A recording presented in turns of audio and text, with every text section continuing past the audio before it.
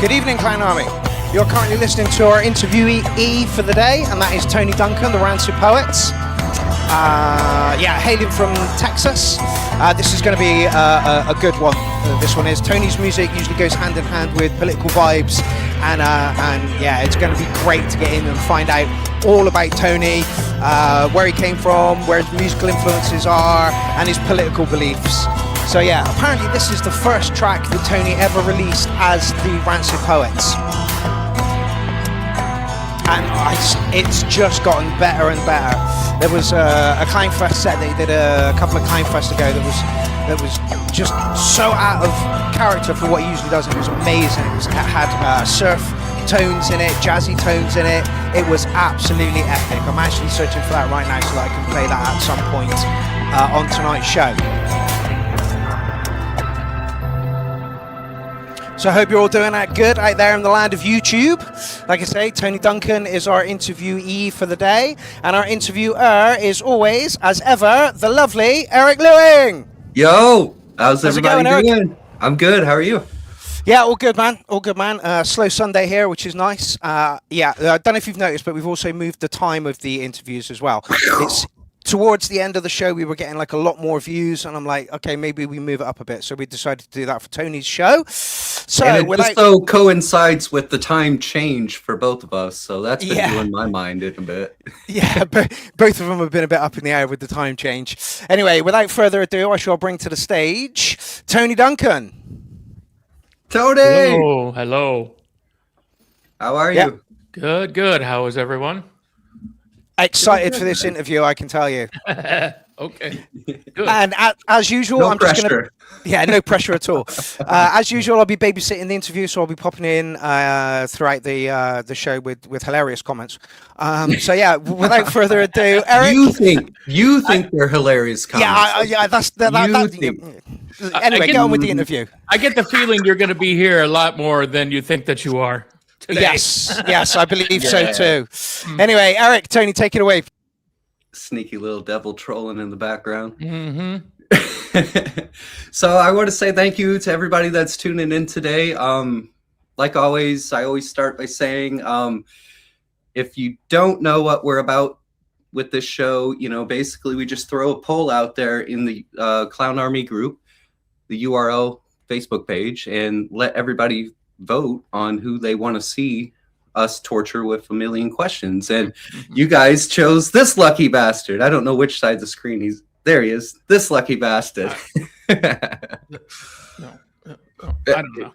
I'm just going to do this for the rest of the night. Doesn't it flip-flop throughout the whole thing? Yes. Everybody's like, it's confusing. I'll be pointing over there and you're over there. I don't know where the fuck you are, but you guys voted Tony Duncan, a.k.a. RANCID Poets, as the why, guys? Why?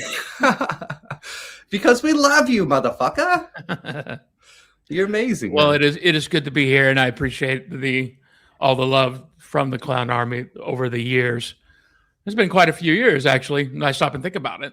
Yeah, dude. I feel like you've been around the Clown Army just since the beginning, since the very beginning. Shortly after, yes. Yeah. Thanks to Dean. Big ups, Dean. Dean's like, yeah, there's this dude, and you can put your music in there, and they review it, and you get it played, and he was all excited. Oh, yeah, I'll have a go. So that's kind of how it started. It's because of Dean. Do you remember what year that was? Oh, geez. No. Fair enough. It had to have been like 2017. 17? Yeah. It was just a few months after like the very first one, if I'm not mistaken. Yeah. Oh, by the way, how's the sound, guys? Everything sound okay? Sounds good to me. Yeah, Dean will give me the heads up if it's not. Dean's like the grandfather of our whole stream. He just monitors in the background. Oh, Mark, not you. I want somebody in the audience to answer that. Yeah, you cheater. There goes Michael Walker. There we go. Sounds good. Look, we got the official blessing from Dean. Beautiful. 2017, man. I think I started like 2018 or 2019 in the Clown Army, and you were already well established in the community, like as like a one of the elders almost. I don't know about that, but it was definitely there. You know, I kind of popped in and out, not like in and out, like I couldn't always be there to watch every single show, basically. And it's kind of that way. But I try to be there as much as I can. And even if I can't watch, I'm always pop in and say hi. You know? Right. I totally understand. I mean, we all got life be life in kind of situations and stuff, you know? You know, I always want to support, you know, and there's sometimes, you know, where my mental state was like, I can't do this today. Yep. You know, I've been there too. I've been there myself, man. And then other times it's, I'll stop and hang out when I can. I always look at you as like just one of those shining, amazing people in the URL. And I think I'm a little bit biased by this because way back when I was, and I've said this, you can look it up on almost every single interview. Way back when I was just a little guy starting out in music and starting, you know, just finding the URL and stuff, I threw a basic question out there. I'm like, fuck, I'm struggling with my EQing. Everything sounds like shit. It's muddy, blah, blah, blah. You know, can you guys give me some advice? You're Mark, a great interview, Mark. You're a great interview, Mark. Anyways, I threw the question out there and, you know, I got a lot of support from the clowns and stuff, but you, out of all people, took the time to sit down and make a video for me.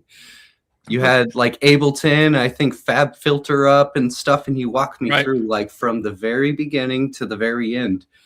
And somehow the way you explained everything to me, it was just like a light bulb. It was so easy to understand. It just went doop above my head. I still suck at EQing, but like it brought me to a different level. Yeah. I'm not, you know, but that's what it's all about, isn't it? I mean, it's about sharing the knowledge, you know, and where I learned that was from Dean and Gaz, really, for the majority. So it's just passing that knowledge along to somebody who needs it. Yep. That's what it's all about, dude. I mean, we all got to start somewhere, and there's a lot of communities out there that are like, you know, they answer you, read the fucking manual or something, you know. Yeah. Like, well, I fucking read the manual and it still doesn't make sense. God damn it. Help me out. I mean, when I started the sobriety and synthesizers group right at the same time as the URL, I mean, almost to the T. And that was the idea behind that was, well, let's give some place. Hi, Jordan. That gives the addict somewhere to go to get the answers, not only with addiction problems, but with the synthesizers, without being that what you just said, without being that cocky machismo bullshit, you know, trolling answer. That's what it originally had started out to be.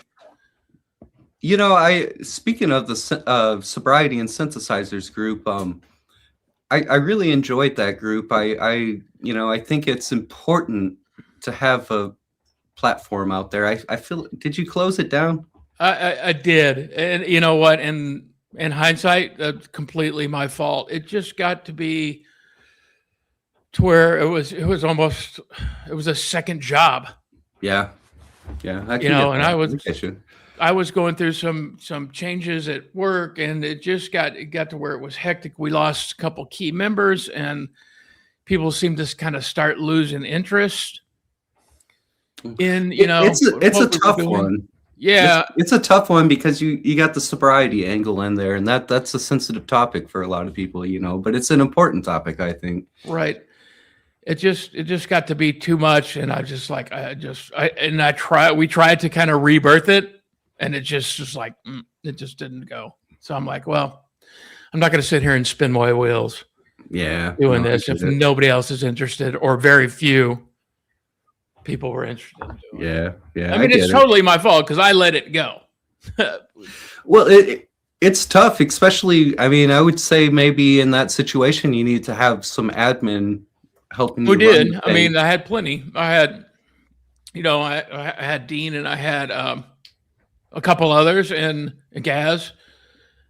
But, you know, they have real they have real jobs and Yeah. stuff they have to tend to too. So And what things like Dean said down below, the Yeah, algorithm, absolutely. it really fucks you. Yeah, absolutely. It Dean's really absolutely fucks you. right.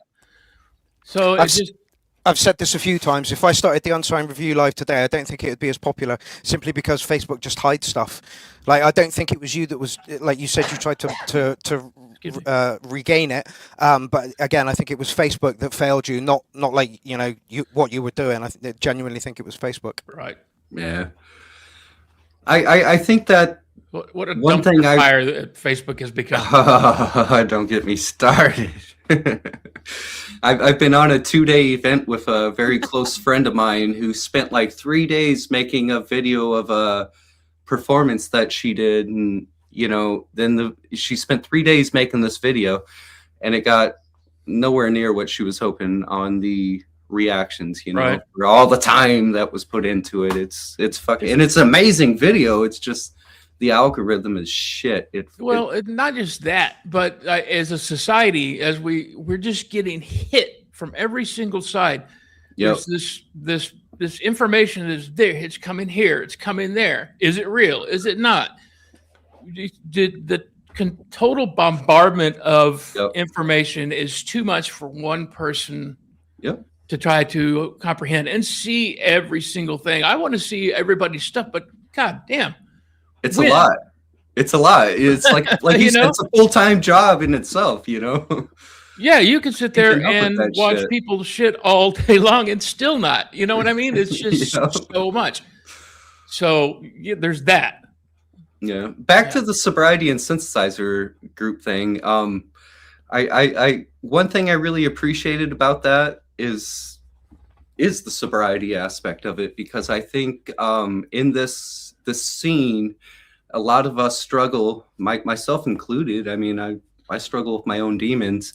We all struggle with it. It's just prevalent in this scene. I'm trying to say, with drugs and alcohol and, you know, forms of escape. I think just with the party scene behind the electronic music, that fuels a lot of things for a lot of people. And then for like the musicians, I think as musicians, a lot of us are, what's the word? Like depressed type people in general.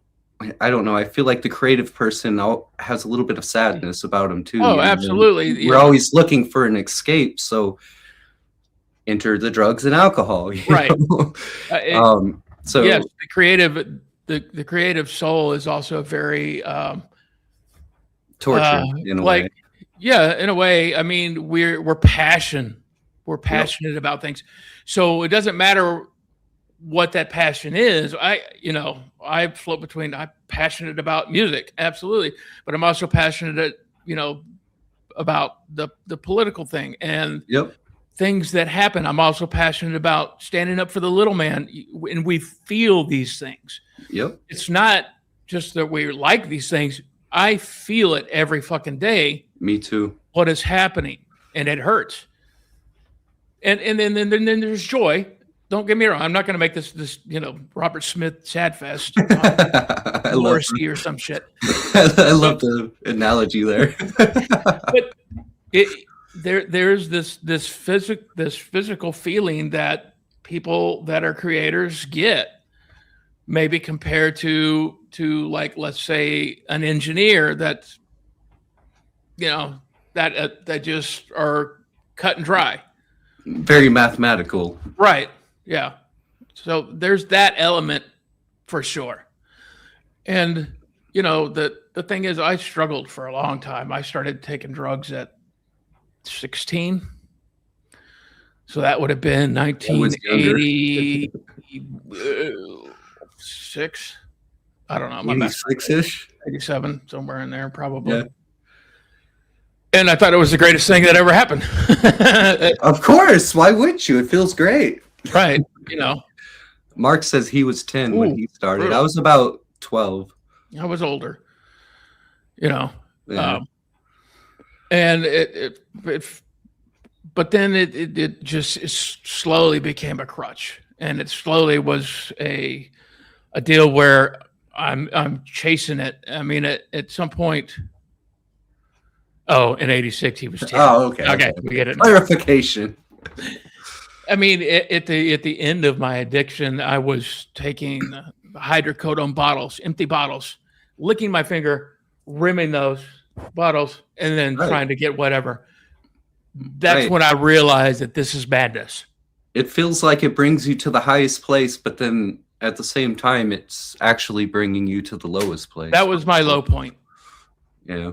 That was my low point, and I decided, shortly I think that this has to end.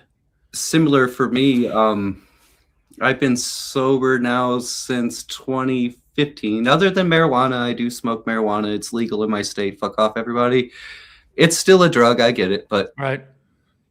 I couldn't function. There's no way I couldn't do it. I know we were saying that earlier. No way I could function that way now. But like as far as hard drugs go, I think probably 2015. What is that? 11 years now or so. I've been off the hard drugs, and that's the best thing I've done for myself. I mean, I thought life was great back then, but now I can look back and be like, what the fuck? When like what you said, for me it was the meth, and I was licking the inside of a fucking bag, trying to get that last little bit of dust. Because I've been up for 3 days and I can't accept the fact that I'm out of money and I got to go to sleep now. And that's what it'll do to you. Yeah, make you a monster. It takes over, and so I know that there's a lot of people out there that are suffering with addiction problems and stuff in the scene, and I think that it's very important for us to kind of help each other out. And honestly, I still suffer from addiction problems. I think you never stop. It never stops. It just happens to manifest in a different way or a different thing. There could be a positive side of that. There could be a negative side of that. The positive side is, for me, I'm addicted to doing this. Yep. Now, and that people are like, why don't you never stop? You're always in there. Well, yeah, because I have to. I know.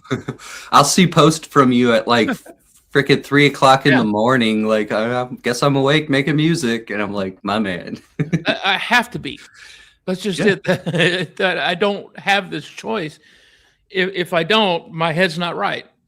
It sounds like music is your a form of therapy. Oh, absolutely, and that was the idea, but for the group was that this music is therapy, music and art. So I mean, yeah, definitely is. I mean, yeah, for me too. I haven't been making very much actual tunes lately. I've been just like spacing out on, sounds. Well, there's nothing wrong with that. Absolutely nothing wrong with that. You go through these different. It's kind of like right, exactly. A roller coaster. You'll be high, and I'll make like 5 songs or something, and you go down low. I might not do a damn thing. They'll sit there and gather dust, but then I get back on that slope, going back up. Right. But yeah, I go through phases like that. I think we all do. Poets, artists, musicians, they all do that. Is there anything when you're in a rut that you do that helps you get out of the rut? Well, I talk to my friends. I love that answer. It's like, hey, this is what I'm feeling. This is where I'm at. And obviously I talk to my wife because she's the one that keeps me straight in the head. She's probably the bestest of all friends. Yeah. But they help me refocus, or and they give a magic hand getting coffee. I know. It's a handy thing to have. I just snap and the coffee replenishes itself. Awesome. But Rochester. Sorry. As Dean says, you support your homies. Yep. I'm not one to sugarcoat pretty much anything. Anybody that knows me knows that. And there have been ups and downs between my small little group of friends where we've all done this thing, and it kind of what binds us together in a sense is you support your friends and you don't let go of that. We've even fought. I mean, yep. Jesus Christ, you know how many conversations you have to sometimes. Dean and I have fought about and argued about, but that doesn't make me love him any less. I can't even picture Dean getting mad. Oh, I don't know. shit. I can't even picture Dean getting mad, but as I'm sitting here saying those words, I can picture him getting mad. I bet he's probably laughing right now because I just called him out. But yeah, but it's again that comes from passion. When you're passionate about something, you'll stand up for that. Absolutely, man. You have to stand up for it, or else nobody will, and nothing will change. But like I said, even though we've had arguments before, I didn't even know how to explain this. The love that I have for Dean and Gaz. How long have you known them? Did you know them before the Clown Army? Yes. Oh, yes. Yeah. Dean and I became friends. He'll probably know better than I will. He might not. I don't know. It was definitely before the Clown Army. We met via like iOS. Oh shit! Because I would use an iOS to do all my music stuff. So we met probably through Doug Woods or Jacob Hack, something like that. Those guys, the YouTube guys. Nice. 9 years now. So yeah, almost 10 years that Dean and I have been friends. God, that's a long time. Man. Wow. And he stayed pretty, and look what happened to me. I know, he is a very handsome motherfucker. I keep telling them that. The boy doesn't age. The boy doesn't age. Although like, I will tease him when I see that little bitty spot back there. You have been called out, Dean, on your spot. He knows I love him, and I would expect him to do the same to me. Call me out and make fun of me, because that's love. That's what friends do. Yeah, we fucking tease that's each love. other. And like I said, I love those two mofos, just like they were my brothers. Me too. Me too. I when I interviewed Dean, I don't know, it's been about a month ago. It's been longer than a month, man. Has it? Damn, time flies. Yeah. 2 months ago, I don't know. It's been a while ago, and I know when right before the inner bald spot getting bigger. No, it happens. It better not fucking happen to me. Let me tell you what. Get ready, mate. It's on my fucking hair here, you know? You have a lot of hair. Anyways, Dean, before our interview, I was so nervous because it's Dean Daughters. It's Dean Daughters, man. Right. And within 5 seconds, I mean, me and Dean go ways back, and we've had conversations and stuff, but, nothing like a 2-hour straight conversation, live. And so I was shitting my pants, man. And like within 5 seconds, he just had everything. All of my anxieties were melted, and I was just like in his hands practically. He's got this way of the guru. Yeah. How do I put this? To bring that, exactly what you're talking about, to bring that down. Yeah. And, like anyone else, Dean puts his pants on, one leg at a time, or he might not. I don't know. No, I picture everyone else lets his pants up in the perfect form and just jumps in them, right? And like, one swift move. There was a cartoon that did that. What was it? I can't think of it. It's either Pee Wee Herman or it was some shit like that. I don't remember. But Dean is like that. That positivity just rubs off on you when you talk to him, and it's amazing. It's truly amazing. It is truly amazing. I envy, and Gaz is that way too. Yes, I envy these guys that they can stay so positive all the time. I don't know how they do it. I struggle. I get into these negative ruts where it's just like fuck everybody around me, and I can't help it. You don't see the behind the scene stuff sometimes. Yeah, true that. But it's still very positive vibe. you know, I poke fun of it because I see it all. But Yeah. Without those two, I certainly would not be doing what I'm doing today. For sure. Yeah. They're amazing. Freaking back to Dean. Actually, Gaz and Dean. Both of them. I was talking one time. I was in a musical rut. I couldn't freaking I couldn't do anything. Everything I tried sounded like shit, you know, and I was just getting so frustrated and just like ready to sell everything and give up. Yeah, keep people positive, Dean. Yeah, I agree. Right. And both of those men, you know, I was like, I'm in a rut. They were like, here's a little sample pack. Here's a little something to try and spark your groove. Yeah. And I'm like, no, don't. Here, take my money. Don't give me this thing. You know, I feel bad, you know. And they're like, no, man, it's for you. I hope it inspires you. I hope it sparks you. And it did. Both of them. Oh, good. Gaz gave me a patch pack for the peak that I'm not supposed to tell anybody about. Don't tell them about that. I told you guys. Shh. And Dean gave me some of his MIDI packs and stuff. And I got to say, I use both in my music to this day. Right? Dean knows this for sure, and Gaz knows this for sure. There is one crash of Dean's, one sample of his that is in almost every single piece of music I've ever done that requires a crash. I want to hear this crash now. Oh God! It's like the secret sauce, isn't it? You're not going to show me. It's secret just sauce. It's just perfect. It fits every single thing. It's just weird. It's weird how it worked out that way. Yeah.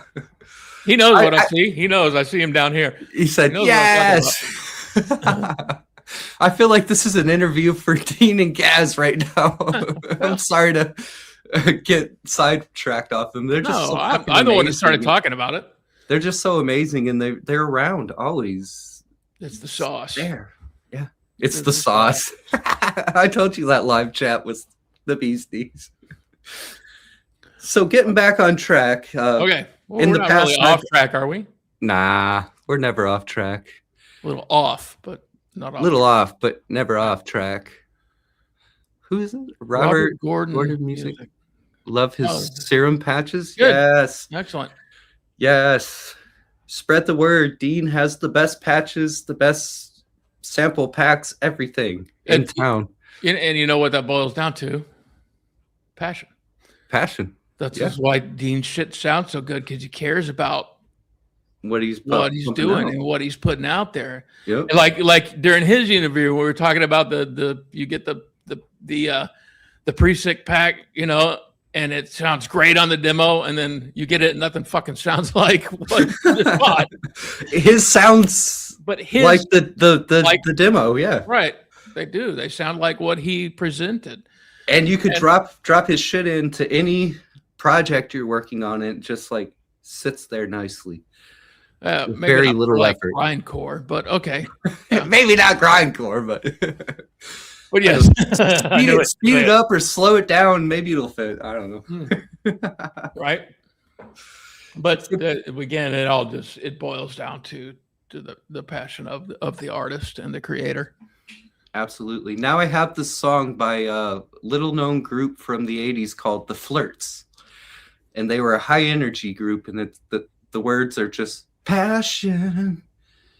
Get your body moving. Passion. Oh, I don't know about that. An old school disco track for your ass. Gotcha. So Tony, I'm curious, what is your first memories of music?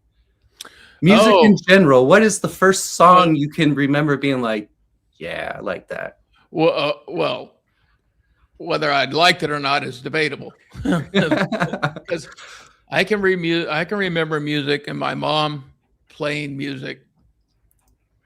God bless her soul. Yeah, sorry to be lost, brother. Yeah, thank you. We'll talk about her in a little bit. Okay. But we had an 8-track player You know, What is that? This An 8-track 8-track? technology you tell me about. dude, you don't know what an 8-track is? I'm winding you up, man. Oh, okay. It's like you're young, but you're not that young. I have an 8-track collection because I'm a nerd. No shit. Oh yeah. You were talking about that in the last interview. But Sorry. John Denver was the very first thing that I remember. Oh no! Did you like it? Well, dude, I was like 4. Okay. I mean, You're like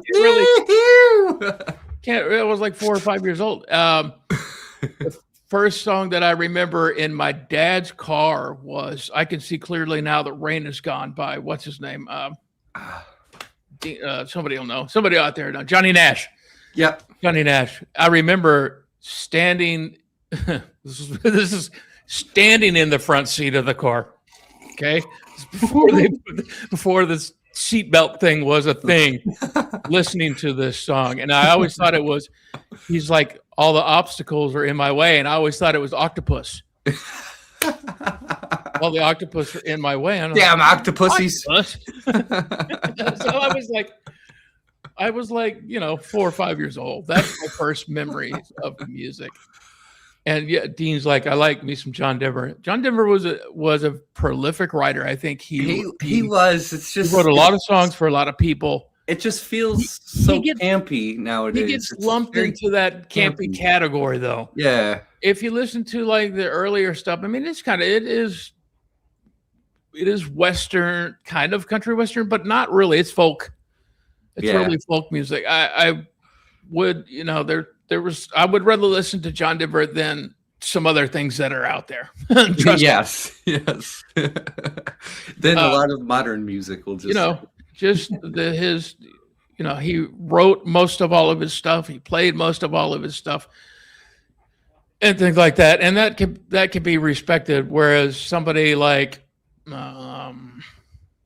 Elvis didn't write any fucking songs. Hell no, he stole them from the black people. Not just that, he had people writing for him that cover songs. It's like Michael Jackson almost. Yeah. Michael Jackson didn't write shit. Nope. Michael Jackson's an entertainer. That's what Michael Jackson was. Singer and dancer and entertainer. That's well put. That's the difference between a musician and an entertainer. Right. They're two different Michael things. Jackson and you put Prince next to that, I'll go Prince every fucking day. Oh yeah. Because Prince was amazing at what he did. He wrote so many songs for it. He played every single instrument on his own. Mind you. Even on a jet plane. Yeah, that was that's John Denver's song. Is that John Denver? Yeah. Leaving on a big jet plane. How'd it go? Paul and Mary covered that. I'm leaving on a jet plane. Don't know when I'll be back again. Part. Yes. I'm thinking of a different song. Yeah. From the 60s. Yeah, that would have been the 60s for sure. But it may be a different song. A different song nonetheless, yeah. But where was I? I get on these tangents and I forget. Me too. I call it Eric's ADD hour. Right? But I was saying about Prince is something to be respected. He is something to be respected. I actually went and saw his house mansion. Oh, it's did more you? of a mansion with How was that? he's got a studio and everything. Oh, man. yeah. It's fucking awesome. Yeah. Oh, awesome. Yeah. The studio, man, I could get lost in there for days. Oh, I bet. I bet. He has a surprising amount of synths, is all I'll say. Yeah, because he played them all, especially early on. He did well, I don't know about his first album. His first album is like late 70s, and I really don't know anything off that. But when he got to him and the Revolution, he did a good amount of all of it. And they played it. Yeah. Like they were the live band, the live band. You don't get that anymore, I feel. Very little. I think that's kind of genre driven at this point. Yeah. It really is. So if you're going to electronic music, there's not a lot of that. It's yeah, a lot of Like there's still rock and roll bands that go out and play. It's just a matter of finding them and, you know, staying in that scene. Right. Because we go and see some bands, and there's always. What's the last band you saw? I saw a post of it. I feel like it was something industrial. No. No. The last thing we saw. My wife's probably screaming at me now. Yes, it was. I can't remember. What was it? The Psychedelic Furs is the last thing we saw? No. Nah. In recent years, it's been Psychedelic Furs. We've seen Kraftwerk. We saw Santana because you know he's old, and I wanted to see that. Ooh, Santana! I've been on a fucking Santana binge for like a month now. Really? I listened to it from the very first album all the way through. Then start over. The musicianship of the guys that he had playing with him was absolutely incredible. It really was. Santana was great. He was great. Don't get me wrong. He's Santana. Yeah, but he chose the crowd around him very well. Around him, push his level up for sure. Yep. They were amazingly good. Oh my God, the percussion in some of the songs, man. Oh, I'm not even big into Latin percussion. Like it's not something I seek out, you know. But like when I hear it on his tracks, I'm like doing all sorts of crazy dancing, and I feel like I'm at a salsa or something. I don't know. God, I can't remember the last thing we were at. My wife and I have seen so many concerts together. It kind of like blends, and I kind of forget what I've seen because we've seen so much stuff together. And that's what we like to do. That's awesome that you guys got that you do together, and that you got a similar taste in music. Oh, we're both music nerds. Now, whether our taste in music is the same or not. Okay, fair enough. Okay, so she is very well diverse. She knows every band. You know, knows almost every freaking song. We play music trivia together, and she kicks my ass because she knows all this stuff, and I'm stuck in my ways. Yes, I feel you. But you're like, I'm the musician, and you're beating my ass here. What the hell? Oh no, she knows it all. It's impressive. It's really impressive. She's a little more diverse in what she likes, but you know, and that's a good thing because she's opened my eyes to stuff that I would probably dismiss. A lot of things, and that's a good thing. And then I think that's valuable. It's valuable to experience outside of your box, you know. Right, and vice versa. I've introduced her to stuff that she really digs now. So it's a two-way street. I'd be lost without her. Aw. So what's your wife's name? Can I ask? Christine. Christine. Yeah. We love you, Christine. No, but she, you know, she inspires me and keeps me motivated quite a bit. I think that's what the connection of, you know, the relationship should be like, is you inspire each other. Yeah. And you basically just be each other's best friends with a little sex in between, you know? So recently I saw you posting pictures of young baby Tony. Was there? Yeah, you were posting pictures. They look like they're from the 80s or something. You had to have been in high school or something. How long ago? I don't even know. Hold on. Within the last week or two, it was a memory you shared of old school pictures of baby Tony. God. He's like, oh, what did I do? I don't even know.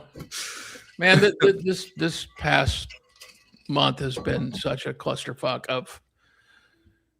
of things that I can't, you know, I don't even remember. It was, who knows what that was? Because I don't remember. You remember better than I do. You share them like every year, and at this point, I see the pictures, and I'm like, there's Tony. Because I asked you like 5 years ago, which one is Tony? And oh God, Mark's gonna pull up. There's one. Hold on. Oh yeah. Okay. Wear the skinny puppy T-shirt. Yes. That is 1989. Yes, with the spikes in your hair and everything. Yeah, that is my band. That is my God, that's just one of my favorite bands of all times.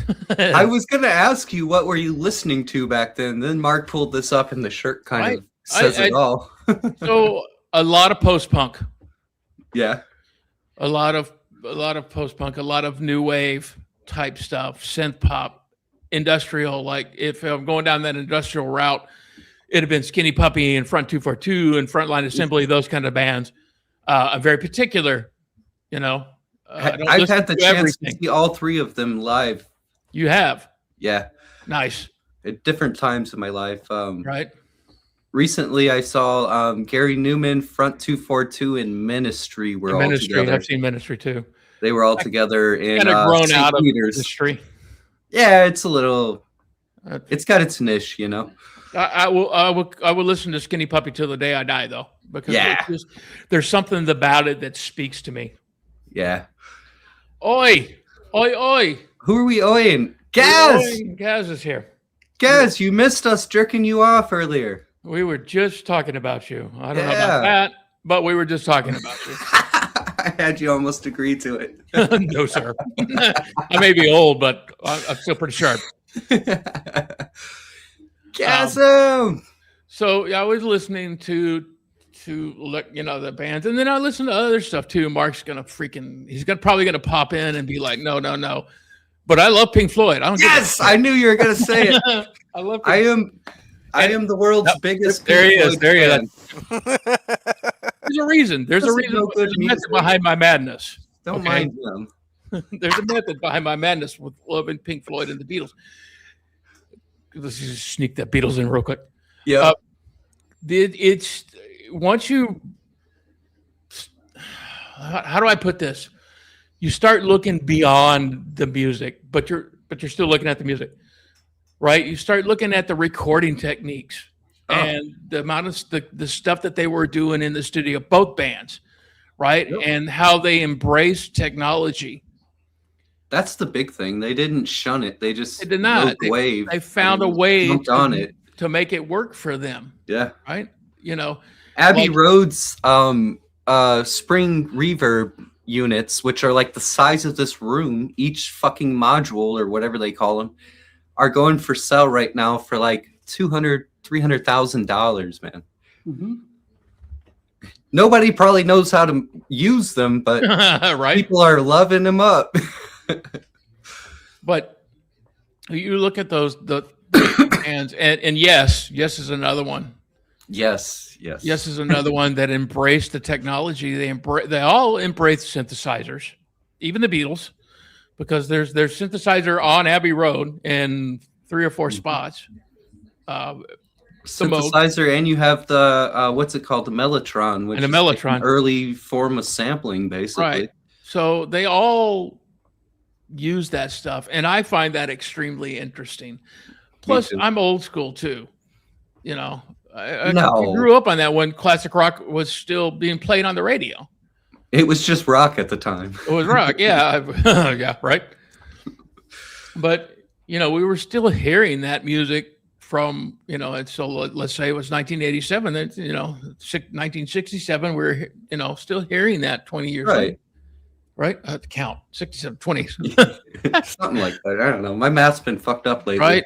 And I always gravitated towards that. I always thought that the writing was good. It's well thought out. There's art in those bands. It's not just music. It's art. It's the whole presentation. Like Kraftwerk. It's not like the top of the pop. Not to knock stuff that's on top of the pops, but it's not just like the top 40 is what I mean. Right. Like the generic stuff for that time. I would imagine that the time that music was released, it would have been fucking mind blowing for people to hear those sounds potentially for the first time. Right. And it's the whole package. Yeah, especially being like a rock band, it's gonna cross over and introduce those sounds to people outside of that, because it got so famous and big, you know. Well, it's like Kraftwerk. Let's take Kraftwerk. So Kraftwerk is basically the Beatles of electronic music, right? Oh yeah. But their whole thing, it was a whole package. So you got music and video and art all in the same thing. Visual of like the guys with the haircuts and Right. the red with the ties and the, That's the kind of thing that I like. I Yeah. like the whole package deal, not this one-off cookie cutter bullshit stamp music. I can't stand that shit. me neither. And I like stuff to have substance. And if it doesn't have substance, I just can't do it. That's one thing I really like about a lot of Pink Floyd's music. If you listen to the lyrics, the music is fucking phenomenal, of course. But if you listen to some of their lyrics, for a lot of people, it'll be like, oh, they're just saying nonsense. You know, it's just a bunch of random nonsense. Right. But if you actually listen to it, it's not. They have meanings. They have storylines. They take you on a fucking journey from beginning to end, you know? Right. And I mean, look at Animals. Pink Floyd's Animals. My favorite, that's my favorite album of all time by Pink Floyd. Here we are 40, 50 years later, right? Yep. And that album is more relevant today than it was when it came out. Yeah. Yeah, it's Roger crazy. Waters nailed it. Absolutely lyrically. Nailed it. Absolutely nailed it. I mean, between the pigs, the sheeps, the dogs. Yeah, that's exactly where we're at. I mean, So, I mean, it's not really. I mean, I guess it's Roger Waters, right? But it's George Orwell. I mean, is really the founder of that. You know, Animal Farm and all that. But that's where that came from. But, which is an amazing book, by the way. Right? Yeah. So, Animals is by far my favorite album by Pink Floyd. And I honestly, without not even exaggerating, I probably listen to the full thing beginning to end, like at least every other week.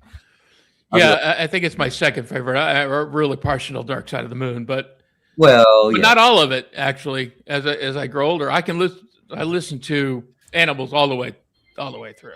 What parts of Dark Side of the Moon do you not like? It's not that I don't like. It's just like money's been played to death. Yeah. Yeah. Right? Money's been played to death. On the Run is, you know, groundbreaking for the time, but it gets a little monotonous after a while. Yeah. But one of the first sequences I did on it was actually I turned the APC 40 into a step sequencer, right? With like this programming thing I saw online, and the only thing I could get it to sound like was On the Fucking Run. And I thought I was fucking so amazing at the time. It is amazing though, but when you're learning, when you're discovering these things, it is amazing. It may seem trivial now. Right. But it's amazing when you first did it. You're like, oh, I can do that? Oh, look at I do this and that. Oh. Right. It's that like virgin period. So what got you into like electronic music? Like what's the first electronic music you remember hearing and think like distinct? You say Kraftwerk already. Well, yeah, Kraftwerk didn't come till later on for me, you know, like after the Electronic Cafe album came out. They changed the name. The name of the album was it's called Technopop now, but the original album is called Electronic Cafe. It's weird. It's weird. But why? I don't know. It's like where Star Wars. The word techno got popular, and they're like, hold on. Well, I mean, the first Star Wars movie wasn't called A New Hope at first. That didn't come till later on. It's called A New Hole? A New Hope. Ah. Star Wars, A New Hope. I'm just messing with you. I know. That ain't working. Damn, you're a tough cookie, man. You're a tough cookie. But that didn't come till later on for me. Actually, and Mark's probably going to pop back in and be like, what the hell? What'd you do, Laws? You lose your coffee? No, my dog is getting caught up in my damn cord again. Keep talking. Oh. La la la la la la la la la la. Oh, so actually, just preempting it, Tony. Just preempting it. Right.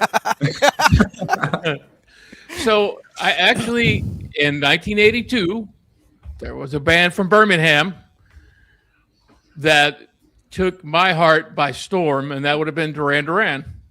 Really? Duran Duran. No, I'm behind that, Tony. I am. Me too. Yeah, I mean, They did. Again, it's the whole package. What's the song? And she's hungry like the Right. wolf. Hungry like the wolf. Hungry Like the Wolf from Rio. Yeah. So that would have been the album for me that really sparked my interest in synthesizers and electronic music. Not to say that whole album is not electronic. It's because it's not. There's bass, there's guitar, there's all that.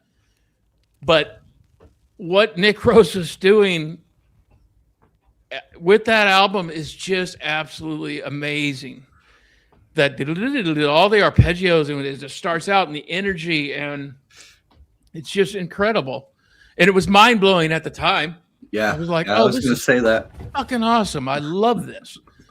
It sounded like nothing else. It sounded like nothing else. You had bands prior to that were there were plenty of electronic bands up to that, but you had like the Human League, which kind of had their own sound. And then again, when the Dare album came out, then that blew them wide open. You had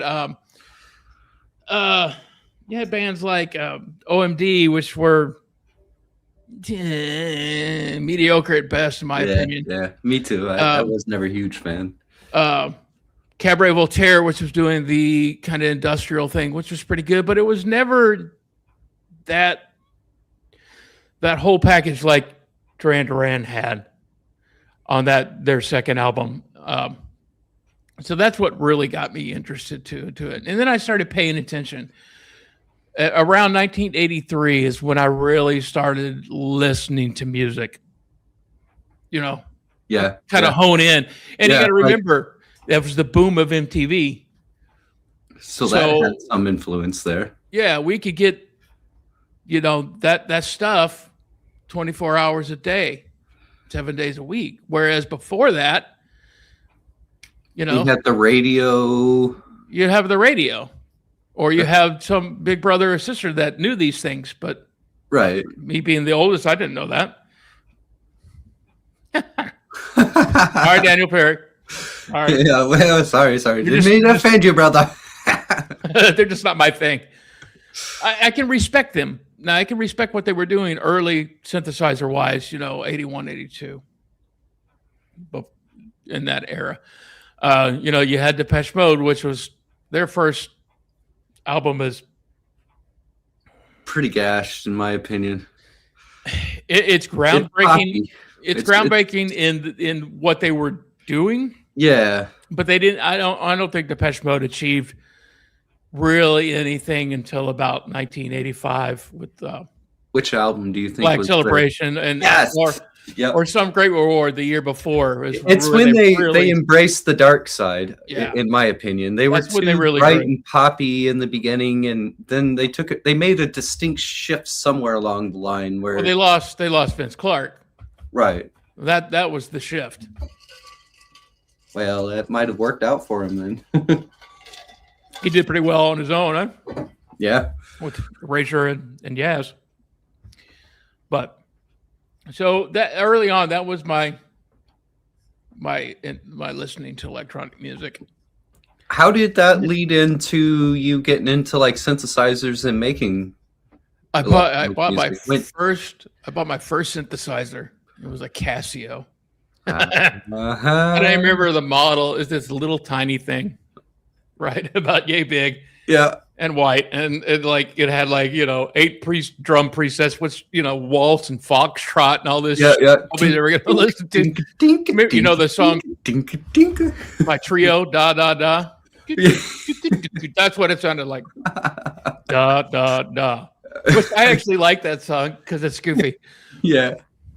Kind of weird, but I didn't have the same white Casio. I feel like I know the Casio you're talking about. I can't think of the model number. They had a bunch. They had a bunch of different ones. But I think I know the line you're talking about. I had a similar one. It was the freaking my grandma bought it for my cousin, and he hated it. It's just a tiny little thing, battery powered. He hated it. And I would sit there for hours. I had no clue how to play music, but I'd let the little drum beats play and switch them up and just mash on the keys and make noises and stuff. I still have that Casio to this day, though it's got a broken piece of plastic on the bottom. I destroyed a Casio with one of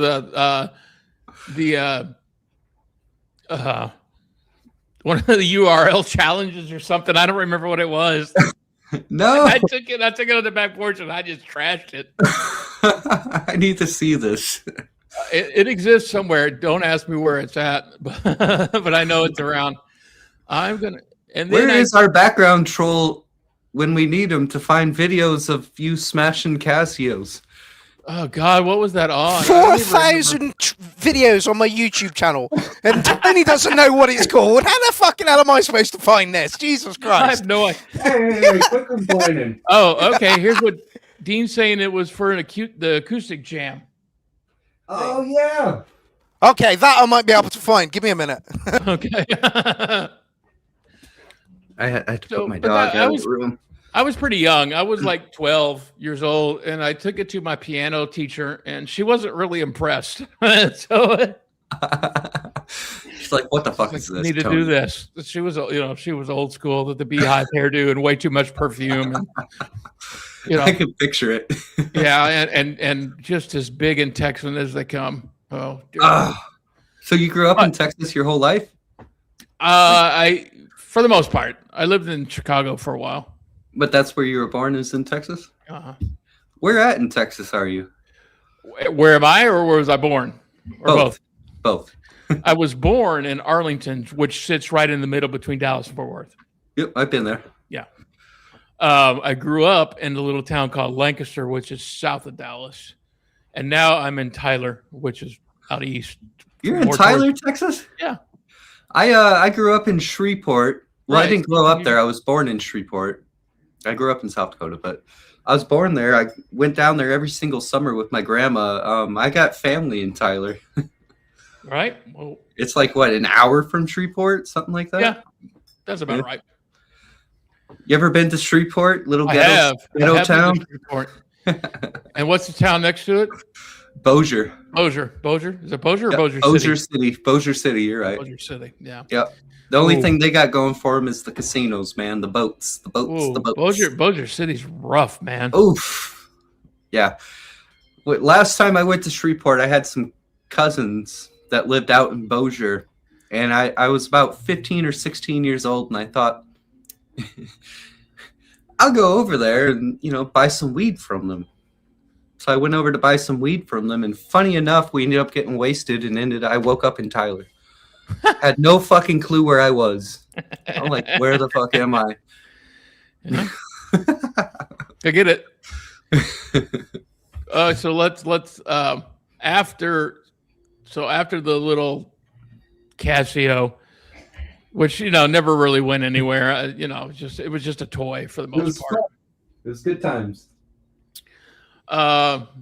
In the early 90s, I bought a Roland JD digital synth. Somebody help me out. I want to say X5, but that's not right. It was built in the 80s, but we were still using it in the early 90s. JD 1000. No. Somebody in the chat will know. I feel like Richard Lambo has one right now. Nah, I doubt it. I've never seen that in Richard's. No. Hold on, let me look real quick. Texas in the house. Well, I don't know. It was their big digital synth. The thing was huge. Pain in the ass. Not the 880. Not the 880. We're close. It's on the tip. On the Let me- tip of let the me double tongue. check. Let me check. I'll know when I see it. I don't think it's the 880. It's the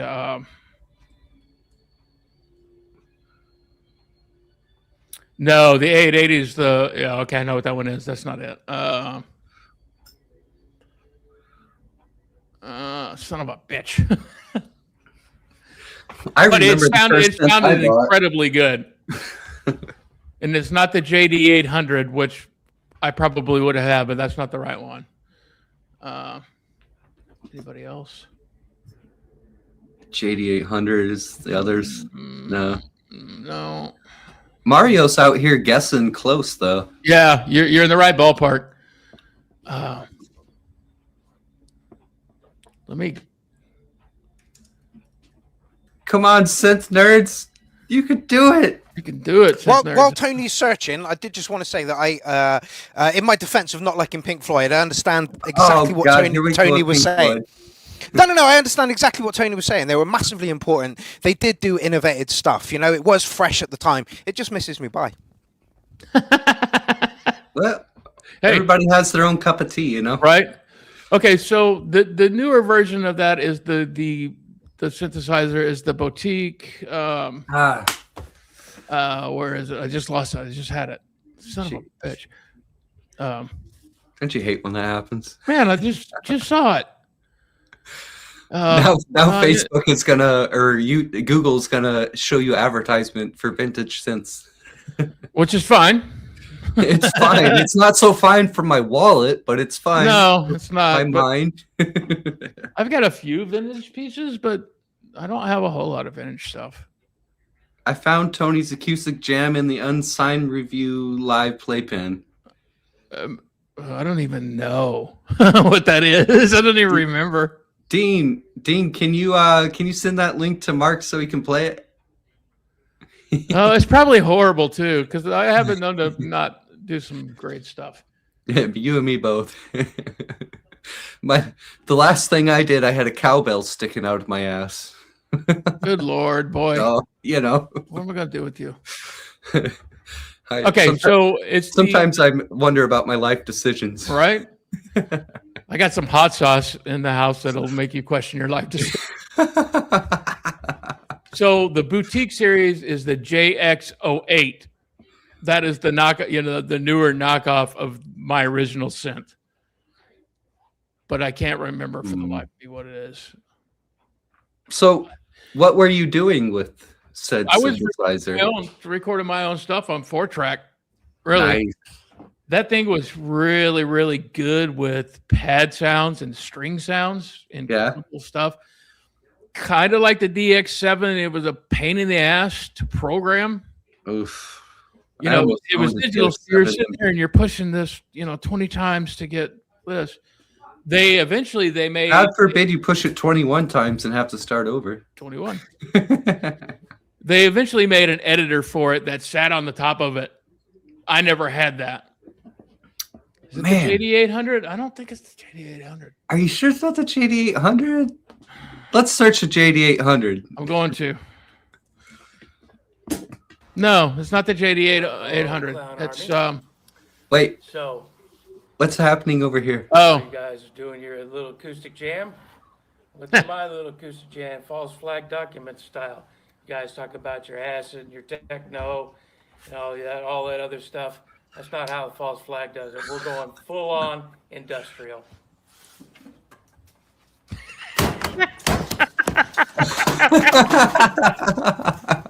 That's how false flag document. JDXI.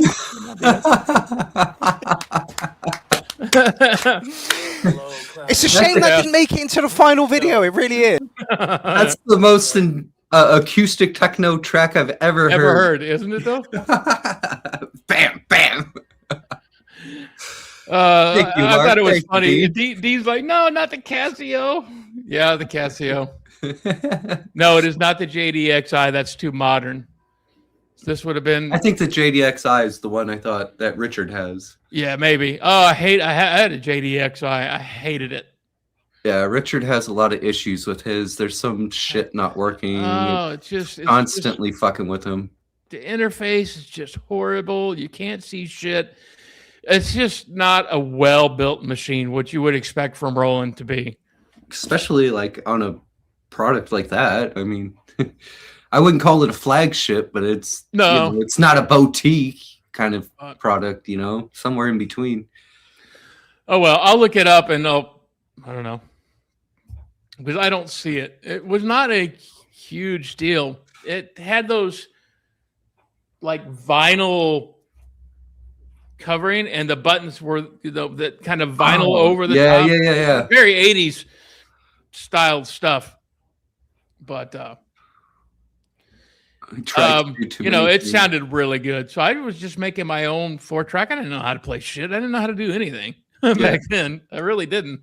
What was the first song that you put together that you remember? Well, I was in a band. I played bass in a band prior to that. Oh. So we did have a little demo tape. I've still got it. That'll never see the light of day, by the way. Oh, come All on. you people that wanted to hear it. Come on. No. But it was all right. It was all right for the time. I mean, it was just kind of just this post-punk kind of, you know, jangled pop kind of thing. Yeah. It was good. I mean, it's, yeah, Dean's like the vinyl covered 80s buttons were heinous. They are. And then the button would break through. Oh, yeah. Yeah, Crap. the little vinyl would break through and you yeah. Yeah. So I had a band before that, but what the first thing I remember putting together? Shit, man, I don't know. I've done so much. It's hard to remember. I did a bunch. Okay, now we're getting into this territory. Hold on. I have a bunch of these. Ooh. Recorded onto 4-track. And now I have one of these. Nice. Is that a Tascam or? It is a Fostex. Okay. I got it at a pawn shop. I got it for a really good price. And by God, everything works. Nice. Everything works. Keywords, everything works. I was expecting to have to replace the belts or, you know, do something like that. It all works. Nice. So that being said, what's going to happen, I'm going to start to kind of change the way I do things. Change my kind of workflow. I'm going to expand what I'm doing now, but minimalize that. If that makes any sense. No, I understand what you mean. Since kind of my mom's passing has kind of brought to light my idea of maybe it's time to slow down just a bit. You know, maybe it's time to kind of what's the word I'm looking for? Kind of not reinvent the wheel. That's not right. Dean says a minimal expansion. Yeah. That's well put. It is well put. I'm going to try to reinvent myself a little bit.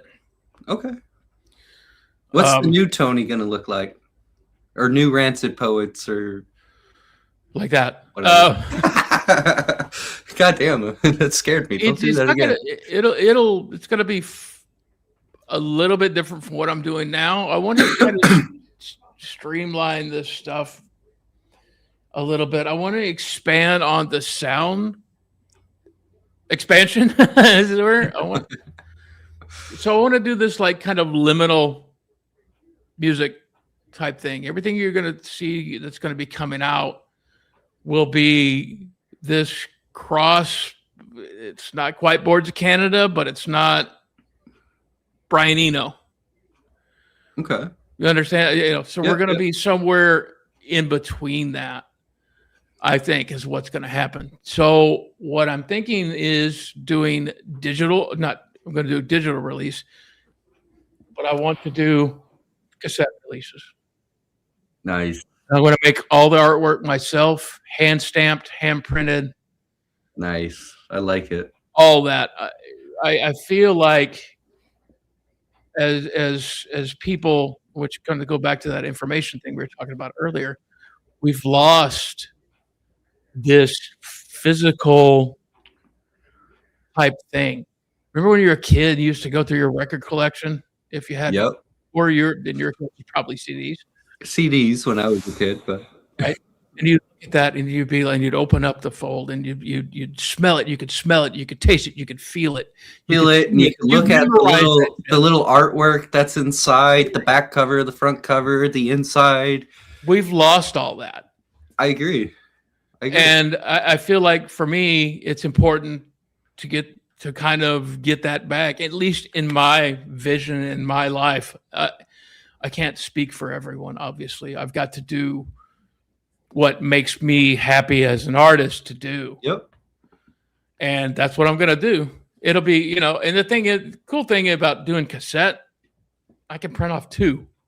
Yeah. You know, I don't have to buy 60 fucking LPs that are going to sit in my closet. In your corner. Yep. I have Right, some because friends nobody wants that have done that, and they end up with a whole room full of fucking Yeah. vinyl that they're trying to sell, and I'm like, trying to get rid of. you know, Somebody at wants like a 3 a cassette. fucking month at best, you know. Somebody wants a cassette of something. It'll have a QR code. You can get the cassette and the digital download. You know, I think the physical thing is important, and people will laugh at me, and it kind of came out of what can be considered a conspiracy theory for me. I've started collecting, you know, vinyl, CDs, cassettes, 8-tracks. There's nothing wrong with that. I got some, I don't have nothing to play them on, but I have some old wax cylinders and stuff from a long time ago. Wow. Like I've started collecting the physical mediums because I have this feeling that in the dystopian future that we're barreling towards, one day they're going to hold your media hostage for you. You know, if you want your memories, if you want your music that you like, your pictures that remind you of this day 20 years ago or whatever, all of your stuff, you're going to have to pay this, and you're going to have to work, you know, in the factory, for lack of a better word. That is a freaking awesome concept, and I'm going to steal it. Make a book out of it, please. I'm going to make an album out of it. That's what I'm going to do. Yes. But they're going to hold our basically our memories hostage, and that includes things like music and that's not out of the realm. I don't think that's a conspiracy because we theory trust so much. We trust so much. We just put it out there, everything. The 5 pictures I took today, they live on the internet. Then where do they go after that? You know, where do they go after that? The internet has possession of them. I don't. Right. Yeah. You know. And so that kind of, it's a conspiracy theory that sparked me to think that I need to have physical copies of everything, you know? Yeah, I think that's a very valid point, and I think it's a great idea. Plus, it's nice. It's fun to hold it. Like you said, the smells, feeling it in your hands, dropping the needle on the record. I mean, it's the whole package. Yeah. Yeah. And back to the whole package. To me, that's what it's about. Yeah. Yeah. It always has been. I always gravitate towards those bands that have that whole package feel. I know it's weird and whatever, but that's what I am and who I am. It's not weird. So you were talking about your creative process a bit. That's actually a very good segue. Your creative process and how you want to kind of streamline it a bit and stuff like that. What's your creative process looking like nowadays? Like how are you making music? Are you using your synthesizers? Are you in the box? I'm mostly in the box, but I'd like to get away from that still. My daughter's going to be moving here soon to go to college. Oh. Congratulations. Yes, I'm looking forward to that. And so I think we're going to switch rooms because this room I'm in is bigger. Right. So I really have I just let it kind of and when I have a hard time working. Yep. It's a lot of distractions sometimes, I find. Recently I haven't been doing a whole lot. Fair enough. For me, at least. Maybe it is to somebody else, but for me, it's there's mornings when I get up when I used to come in here and I don't as much. But I get it. I have a lot of days where I come home and I'm just like, I walk past the stuff behind me and I'm like, ugh. I see a layer of dust gathering. I'm like, I should go turn them on. What I have been doing is sampling stuff. Nice. Your hardware? Yes. So like, see the white one back under there with the +2 sticker on it? Yeah, I guess. The M Audio Venom. Nice. So I've been taking the M Audio Venom in and then manipulate the shit out of it in the box. So nice. That sounds fun. What I've been doing mostly. And that'll probably continue. But what's probably more than likely is going to happen, I'm going to start using more physical stuff. So some of my ideas now. This is nothing revolutionary, by the way. It's been done a zillion times before.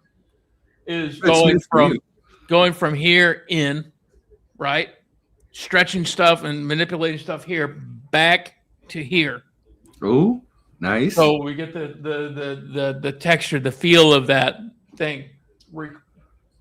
Recording stuff at a high speed and then dropping that, because it has a speed control on here, which is exactly what I was looking for. So when you record at the speed and you put it back through and crank that down and go back in again, what's going to happen is you're going to get that grainy texture, that really Boards of Canada type stuff. Yeah. It adds that, like you said, grainy texture, but it's also it feels like authenticity of some. It feels, yeah, and Mark was saying on the Facebook post, like nostalgia, and it does. Yeah. They're very nostalgic. Yep. So you get those little crackles or pops, right, or whatnot. And he says grit, and there will be definitely some grit to it. So that's my thinking, and also live miking. Like my monitors. So I'll have something come out of Ableton and I'll live mic it, like putting it on the stand and then back in. So you're getting room ambience and you're getting all, that kind of thing. You might hear the cat in the background, I don't know. The cat just ate something and is puking in the background. You can hear it in the background. It would not surprise me. I have a little amplifier too that I'm going to do that with. So it's going to be kind of a more return to kind of old school, but still using the modern convenience of this right. stuff. This Daniel Perry says ghetto room verb. Yeah. No, that's smart. I mean, yeah, he's not wrong. That's smart. Isn't there like a level of fixing the sound a bit when you do that process, or are you gonna like let it be raw, like the recording? Depends. It'll definitely be EQ, right? Depending on what comes out. It just depends. I'm perfectly happy putting something out that sounds lo-fi, and because I like that sort of thing. Me too. I will, and I realize that I will never be the crispiness that like Dean is. It's just, or maybe I will in 20 years because of the experience. And I'm okay with that, right? I want stuff that has some character, and don't take me wrong. I'm not saying that Dean's stuff doesn't, but it's no, I get you. It's just two different. It's apples and oranges. Yep. Right. I want stuff that brings up this emotional nostalgia, the feeling of wholeness with some dissonance too, because I can get dark. My stuff can be dark in dark stuff. Yeah. Yeah, in a way that's not dark. I don't know how to explain it. It's hard to do because when I make dark music, it's like, oh my God, are you okay? Do we got to call the suicide hotline? Right. Or it's like super happy, Oh, what is this from Mark here? Clowns 13 RANCID POETS. Let me talk about this real quick before you play anything, Mark. Go. So the idea behind this set is, I was like, God, what do I do for 13? What do I do for 13? I want to do something that's going to be completely different than I've ever done. I want to blow this shit out of the water. For me, and I know it's for many of the guys, every clown fest is a stepping stone to beat the one that to challenge yourself to beat level up prior.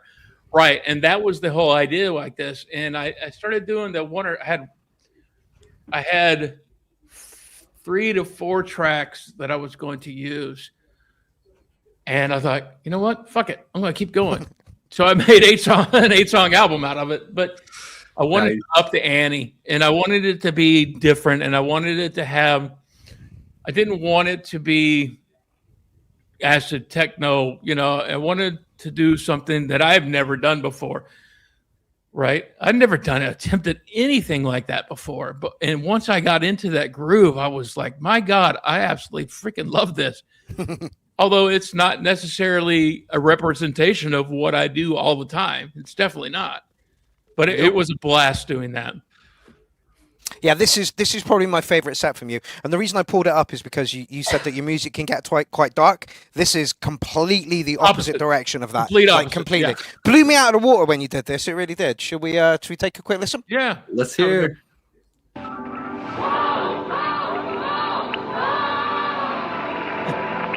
I love the visuals on your music, by the way. I'll tell you where some of this stuff comes from. That's where we kind of... See, I can still be pretty dark.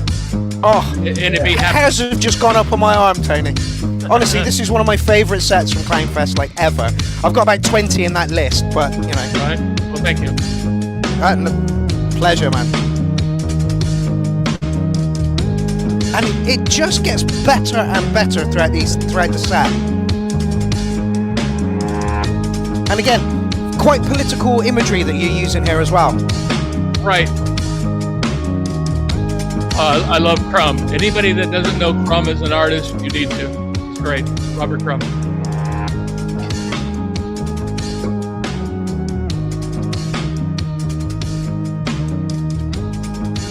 Just gonna knock it on a bit. It had a nice laid back vibe. See? This is a mile away from what the Rancid Poets do. It's lovely. Not saying that the stuff the Rancid Poet does isn't, but this is just a whole new level. I don't know that I can ever repeat that. I'm not surprised, mate. Not surprised. I love the visuals. The funk in this is just amazing. Is this you playing it all, Tony, or are these samples, or what's going on here? It's a combo of both. Okay. This one is probably more samples than anything else. Like the It first one, feels that's very me choppy, like you chopped it up. Yeah. The first track is definitely me playing a lot of it. So it just kind of depends the vibe of the song, really. Yeah. I'm not opposed to doing both. Just so good.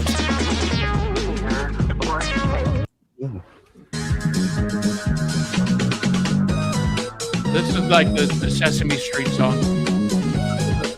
Sesame Street Visions of this New York type. The last one is too, the very last track.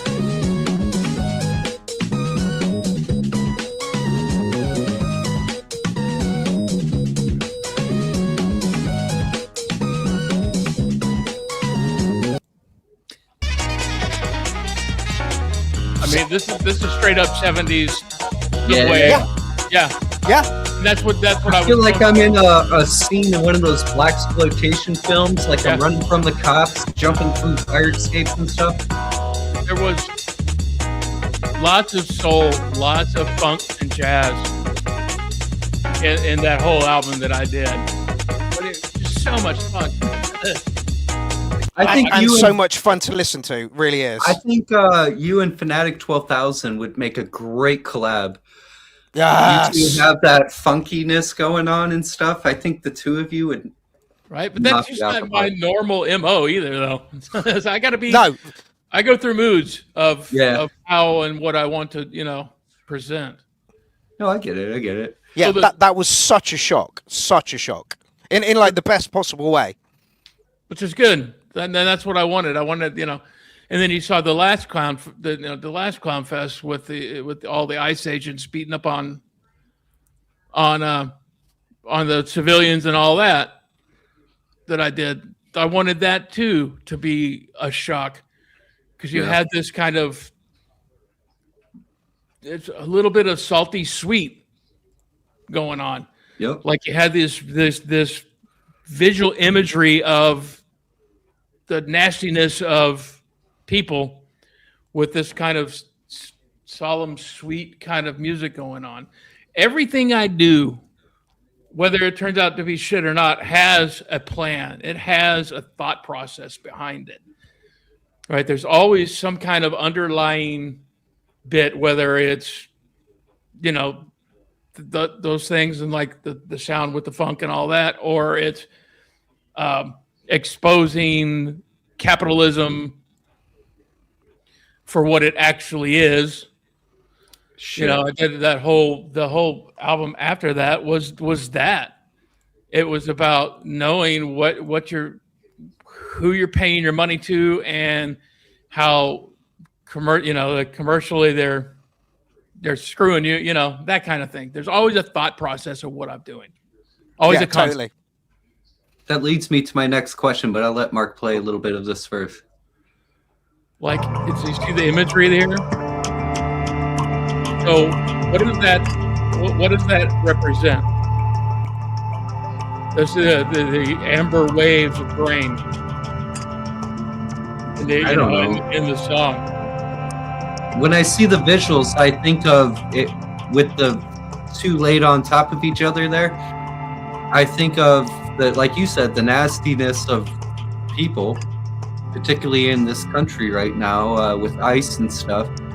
And the crops flowing in the wind behind them makes me think of all of the missing people that are working those jobs, you know? The people that got ripped out of their lives and put in deportation camps and stuff. And now these fields go unharvested. That's great. And what I love about what you just said is everybody's going to have their own reaction to what they think it is. It's your crossword puzzle. I want to invoke thought process when I do something. I want people to think about, oh wow, this is that, or to have a emotional reaction to what I'm doing. Mania. And again, totally different from the video we've just played, right? Yeah. Like totally different.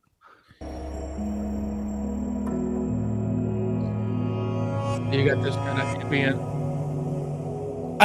And again, Tony talked about the package. This is a piece of art. Yep. You know, this is absolutely a piece of art. The imagery, the music that goes with it, absolutely a piece of art. Perfectly together. It invokes like the feeling of the sounds that you're displaying. Of hopelessness. You know? Right. I had several people watch this. Turmoil in general. I had several people watch this, and several people cried. Yeah. Oh yeah. Oh, I can well imagine that. Did too, right? Yeah. But it's not that I wanted to make people cry, but I want to expose the bullshit that's going on. That was the main. Not everybody is open enough to see this, right? But I wanted that emotion, that raw emotion, to come out and be like, this is wrong, and what we're doing is wrong, and how this is playing out is absolutely wrong. There we go with the politicalness, and I'm happy for it. You asked for it, you're gonna get it. But I really don't care what side you're on.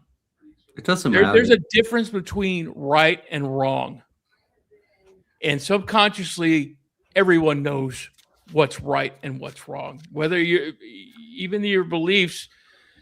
See, this is where it gets everything gets really convoluted and very, very sticky. I don't know how else to put that. Yeah, no, that's a good way of describing it. First of all, it's a big circle of clusterfuckery. Because one thing affects the next, affects the next, affects the next, affects the next. Right back around to the beginning. And right back around. Because, a lot of these people have been duped into believing this false narrative, this narrative, well, not even false, but I guess, throw that around too much. This is where I have a hard time explaining how I'm thinking. They get this, let's basically, they get this cult thing, right? They get these cult words, and I don't like to use the word cult so much because everybody uses that but it's this, if we control the narrative, if we control the commercials, if we control the information that goes out, people start buying into that shit. They do. And you know what? The wrong people are controlling the narrative always, especially in this country where they're stripping back what you can read in school, even starting from the ground up. They're stripping back, taking away books that go against their narrative so that you only learn. Right. And the next generation only learns what they want them to learn. Right. And they're forcing their narrative on people. So here in Texas, God, I fucking hate this state sometimes. That's how I felt when I lived in Florida. It is. And I can finally say, "Woohoo! I live in Massachusetts." Right? They're forcing people to. They're forcing like Christian readings and biblical readings and that kind of thing into public schools, which is. It's whatever, separation of church and state, man. Well, there's that. That's a whole different fucking issue too. But what I'm saying is, so what about the Muslim kid? Right. What about the Hindu kid? If you're a public school, you need to represent every single class that goes into that public school, not this cherry picking whitewash bullshit that they want to push. And it absolutely drives me insane. This is where I talk. Remember how I talked about earlier on how I can feel this? This is it. This is how I feel about, and I can feel this. Me too. And, in a society where, I don't know, especially in America, where it feels like, there's a large group of uneducated people, for lack of better words. I don't know how to describe it differently.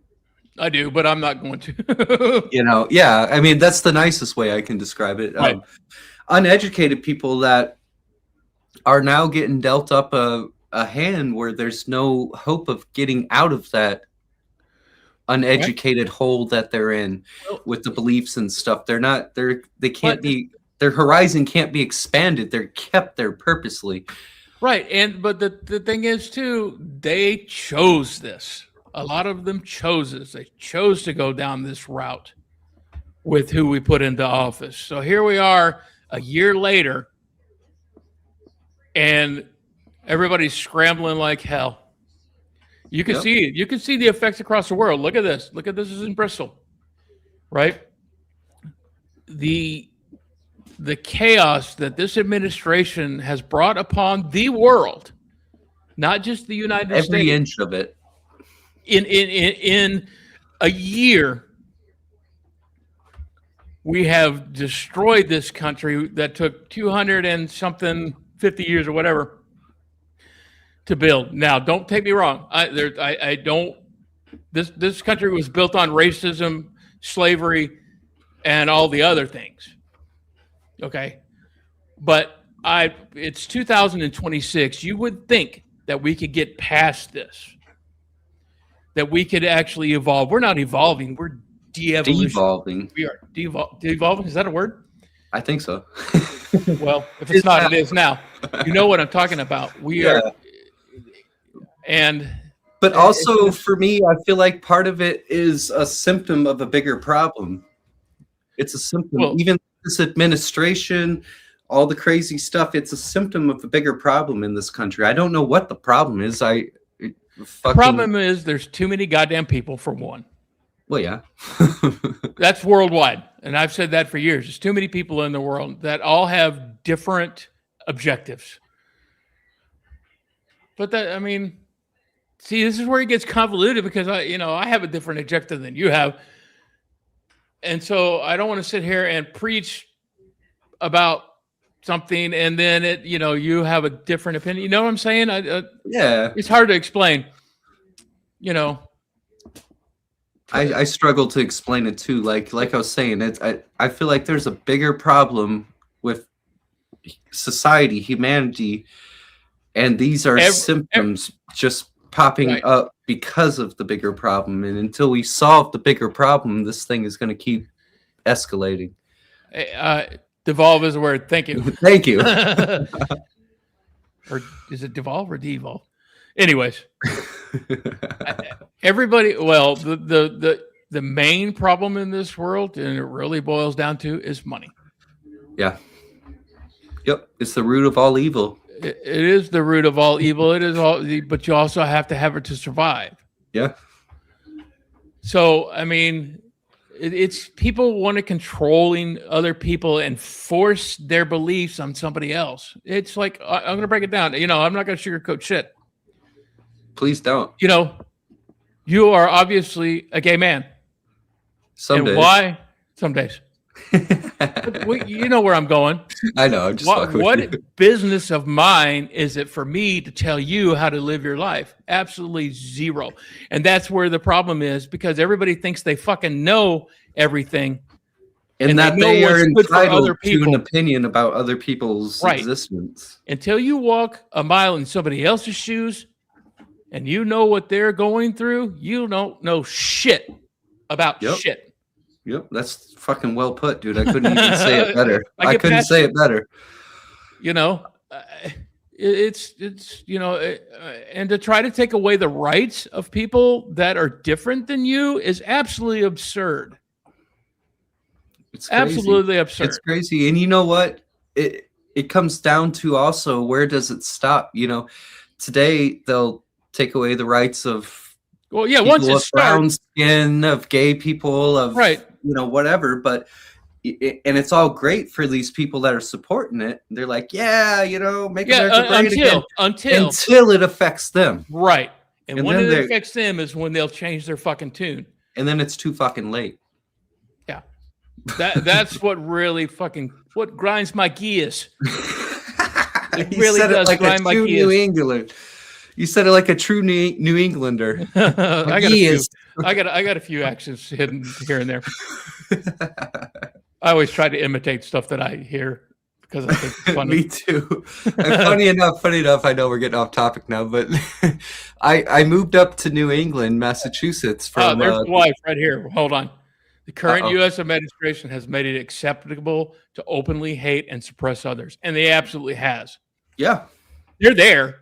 And they've always been there, but they've made it to where it's the norm and acceptable. And in my book, it is not acceptable, and I will fight it. Just look at the fucking a couple scenarios going back a ways. Look at the January 6th insurrection and stuff. You know, those fucking guys out there. Come on, they made it acceptable. Look at these ICE agents that just shot and killed two fucking people in Minneapolis. It's more than that, but the ones that made the big news. Here's the thing. Yeah, well, they should all. They go about it like it's just a normal fucking day. Right. If I just killed somebody, I'm going to be like, oh, fuck, I just killed somebody. But it's just normal for them. Anyone that's been killed at the hands of these people should be just as much publicized like the two. Right. Yep. And what they're doing is they're suppressing that. And think of all the children that have died in the hands of ICE detention centers. Yeah. Or okay, here's the one that even didn't just get by enough press. Malnutrition and stuff, you know. Here's the one that didn't get enough press. What about the blind gentleman that they detained, held, and then dropped him off in the fucking city somewhere? 5 days later, they found him dead because he couldn't figure out how to get back home. Yeah. That is unacceptable. And here we are letting this shit happen. And this whitewash Christian nationality shit, they turn their fucking nose to it, right? They turn a blind eye to it because it doesn't suit their needs or this. Oh, it drives me insane. It doesn't affect all these things that it doesn't affect them in their little palaces on the hill. You know, it doesn't affect them. I have no problem with people in Christianity or Judaism or whatever they want to be. I have no problem that is when you start to use this as a weapon, which they've done for centuries. Forever, as long as it's been around. That's where I have issues. When you I don't know if it will ever change. Nose, I don't know if it'll ever change. I don't know that it will either. You know, until we blow it up. I have speaking of ICE and stuff in my own life, you know, I saw there's two stories that really broke my heart. And I don't know why. I don't relate to one of them. I don't relate to any of them, but it's because I care, you know? Right. One was the little boy that got dragged out of his freaking house. They were trying to use him. Daniel, yeah, they're trying to use him as what was it? Bait to get his parents to come out of the house, and he's just standing outside and cold little Spider-Man backpack on, like just confused and fucking scared, you know. At what point does that become acceptable? Yeah, and another one that. Go ahead. Well, and if it was your child that was happening to, you know damn well you'd be all up in arms about it. But it doesn't affect you because it's not your child, and that's bullshit. Yeah, your child's just a little bit too white. The other one that really, this is one that I don't know, I don't relate to it because I'm a man, you know, I'm a boy, but just I relate to the feeling of it, you know. I was listening to the story on NPR, and it was about a little girl. She's just starting puberty. She's just going through her first period and all of that stuff that girls go through in their teenage years. And, you know, her parents are at work.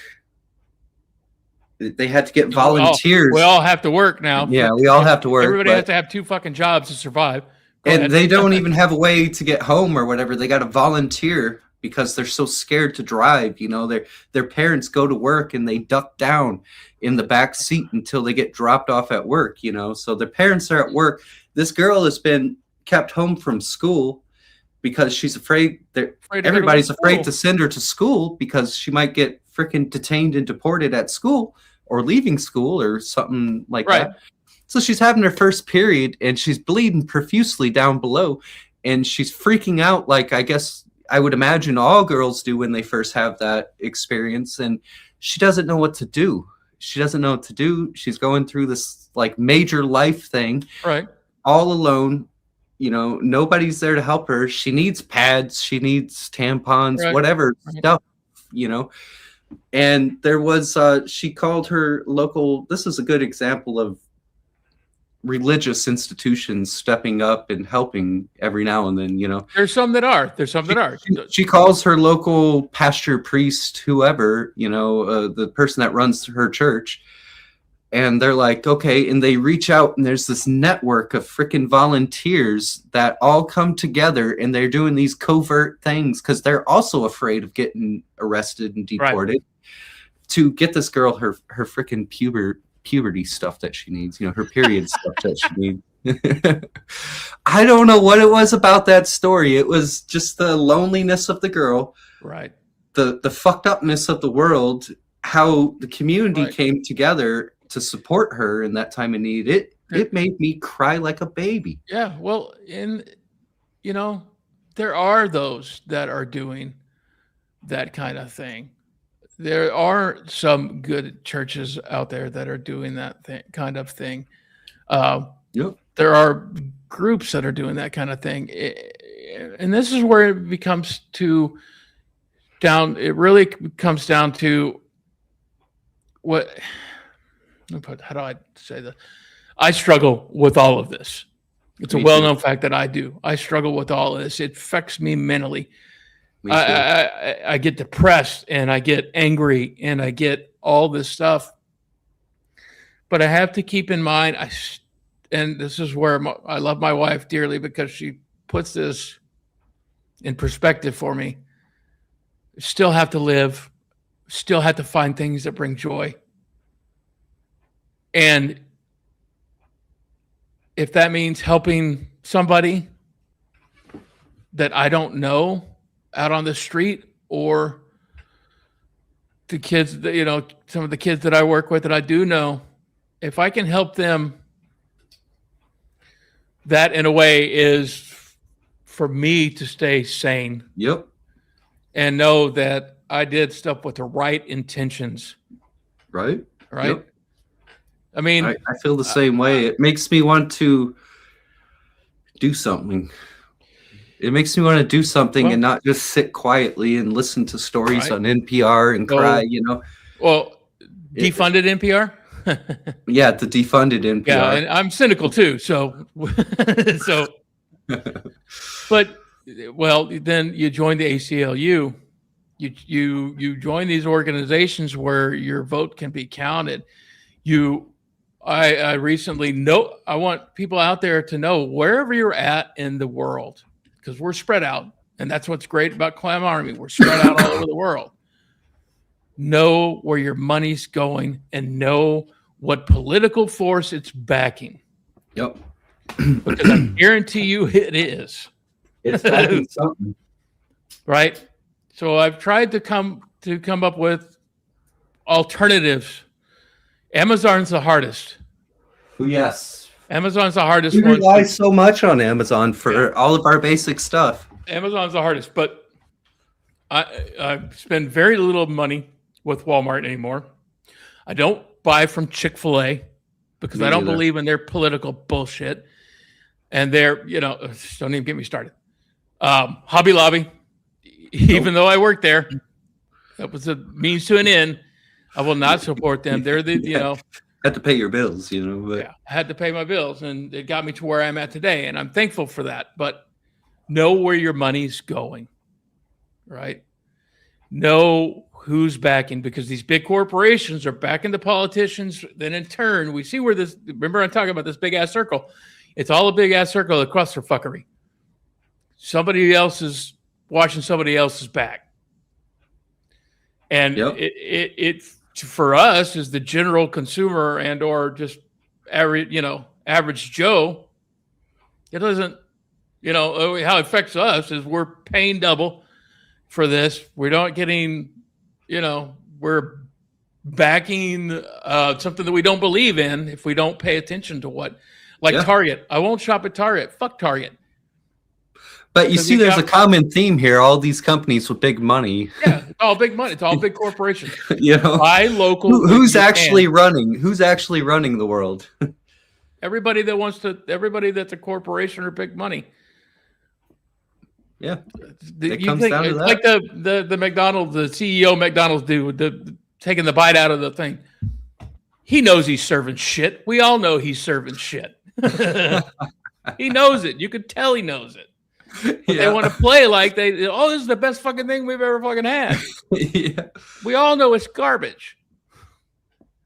So it's not, they don't give a shit about you or me or what they feed us or what they present. All they care about is your money. You are nothing but a number to anyone. It's sad. Why I find it extremely important to buy local when you can. Support indie things. I mean, I'm going to go to my little donut shop over here with the little Asian people that I absolutely adore, and not go to Dunkin' Donuts. Yep. Or not go to wherever the fuck Krispy Kreme. Oh God, Krispy Kreme. But besides, they are good, but I'm just using it as an example. Yeah, I understand. Support your neighbors around you. That's the biggest impact you can do without physically going to protest or. You can always write your congressman, but they're all controlled by that shit too. If they'll even get my message. If they'll even get your message, or if they even give a shit about your message. Again, you ain't nothing but a dollar sign and a number. Yep. It's sad. I don't know what the solution for it is though, because there's so many layers of it. Of bullshit that are all intertwined together. All intertwined. So if you could say, oh, we'll do this and take this away, and it's the answer to all of our problems, but then there's still this other mess going on over here, Yeah, that's absolutely that way. But I think you're it's wise words to say, pay attention to where your money's going, pay attention to who you're supporting. A lot of times not even knowing who you're supporting. Right, and that's the thing. It might just be a hamburger or a pack of batteries or something to you, but... Right, but it's a political donation to somebody else. Yeah. There is an app out there. I watched some guy on Facebook, and there's an app out there that you can scan products, and it tells you where the company, parent company. Yeah, it's a genius app. It really, really is. Really? Yeah, and he goes into supermarkets and it'll scan the aisles, and literally it's like red or yellow, and all of the products on there are like owned by these two big companies. Nestle is one of those companies. Nestle fucking owns everything. Yeah, absolutely. Yeah. Yeah. Oh, if you remember the name of that you send me the name of it or whatever, if you can remember the name of the app. Yeah, I'll dig him out. I can't remember the name of the app, but I know the guy pops up on my feed all the time. But I will send you over the app. Yeah. And you're absolutely right. Stop putting money in the pockets of the people that are promoting genocide. Yeah, you know? Either directly or indirectly. I mean, yeah, yeah. I mean, you just got to look and see where this stuff is going, where it's coming from. I think that's important because a lot of us feel out here. I know a lot of times I get this feeling of like, I'm just a little person, you know, I'm trying to fucking survive day to day, just like everybody else. What can I do to change the world? You know, what does it matter what I think even? You know, I mean, you see my Facebook, it's riddled with, you know, anti-Trump but, you know, is it great for my mental health when I do that? Not really. I think the big thing it does is to get it out of you. Right. I can't be silent. That's my problem. If I'm silent, then that is just agreeing to whatever, you know, you remember back in the AIDS crisis, silence equals death. Yeah. Yeah. And I just can't let it go that way. I can't. I have to speak my mind. Otherwise, I'll drive myself insane. On the flip side of that, is I'm driving myself insane by speaking my mind. It's a catch-22. It is. And that's where you have to find that balance, which I still struggle with finding that balance. I think that in the world that we live in, a lot of people deal with that. It's a source of not mental illness, but mental issues. It is for everybody, you know. You know, when we're put in the situation all day long, you know. Yeah, I just wanted to pop in and say that you can see it in your post, Tony. You can see how frustrated, how annoyed, how upset you are with everything that's going on around you at the moment, and you have absolutely every right to be that way. And I think everybody should, and I can't understand why people don't have that kind of mentality. You know, it's just mental. It doesn't have to be this way. That's the thing. No, it doesn't. Yeah, we can control this, but it's so far out of our control now. You follow what I've been saying? I mean, I can control what I do. I can't control what Eric does. Yeah. But if Eric and I align on certain issues, we can control that part of us. And the more that us stand up against this tomfoolery, for lack of better words, the stronger we are. But it's trying to get everyone on that same kind of wavelength. Yep. And unfortunately, that won't happen because you have these people, like I go back, that are duped into believing this absolute nonsense. Yep. And that's where the Trump administration has done a great job. They've figured out how to fool every fucking dumb motherfucker in this country. Right? I have to reiterate that there's systems in play to keep us dumb. Absolutely. Keep everybody dumb so that they can fool you over and over and over again. They want you to be dumb. Well, that's why do you think they killed NPR, the funding for NPR? Why do you think the Kennedy Center, everybody's dropped out of that because nobody wants to play at the fucking Trump Kennedy Center, ridiculous. All this stuff, all the rights and all that they're taking away is exactly that. Is exactly control. I got to say, though, about NPR, I'm proud of them for still standing strong on their, through their donations and their drives. And so I listen to NPR every fucking day. I love NPR. Two hours a day, man. Actually. And I learn all sorts of interesting, quirky little shit from it. And I keep informed on what's going on in the world. And I feel like, honestly, they give it to you straight, you know? That was my birthday thing. Please donate to NPR. Nice. You did it? Yeah, absolutely. You know, and that goes back to when I was young. Between my grandmother was an avid supporter of PBS and NPR because she could see the value in education and what it could do. She was a freaking just Democrat to the core. I love you. I love her. For a single woman in the 50s raising 2 children on her own to be a Democrat? That's tough. That's tough. You just didn't see that. Nope. Not in Texas. Not in Texas. No. She was a genius that way, and that kind of rubbed off on my mom. She'd give you her last dollar if she needed, thought that it would help. Some fucking they're very ladies. Yeah. My grandmother she worked at UTA, which is University of Texas at Arlington at the time. She had exchange students live with her. We had people from Africa living with my grandmother. I remember vividly. Unheard of for that time. Unheard. This would have been in the 70s. But, she was all about people's rights and people's rights to learn, right? Yep. She wanted people to learn. I mean, she was a librarian. And my mom was very much in that way too. A little different, but she was that way too. And that's where I get it from. Most of the rest of the family are very conservative in their views.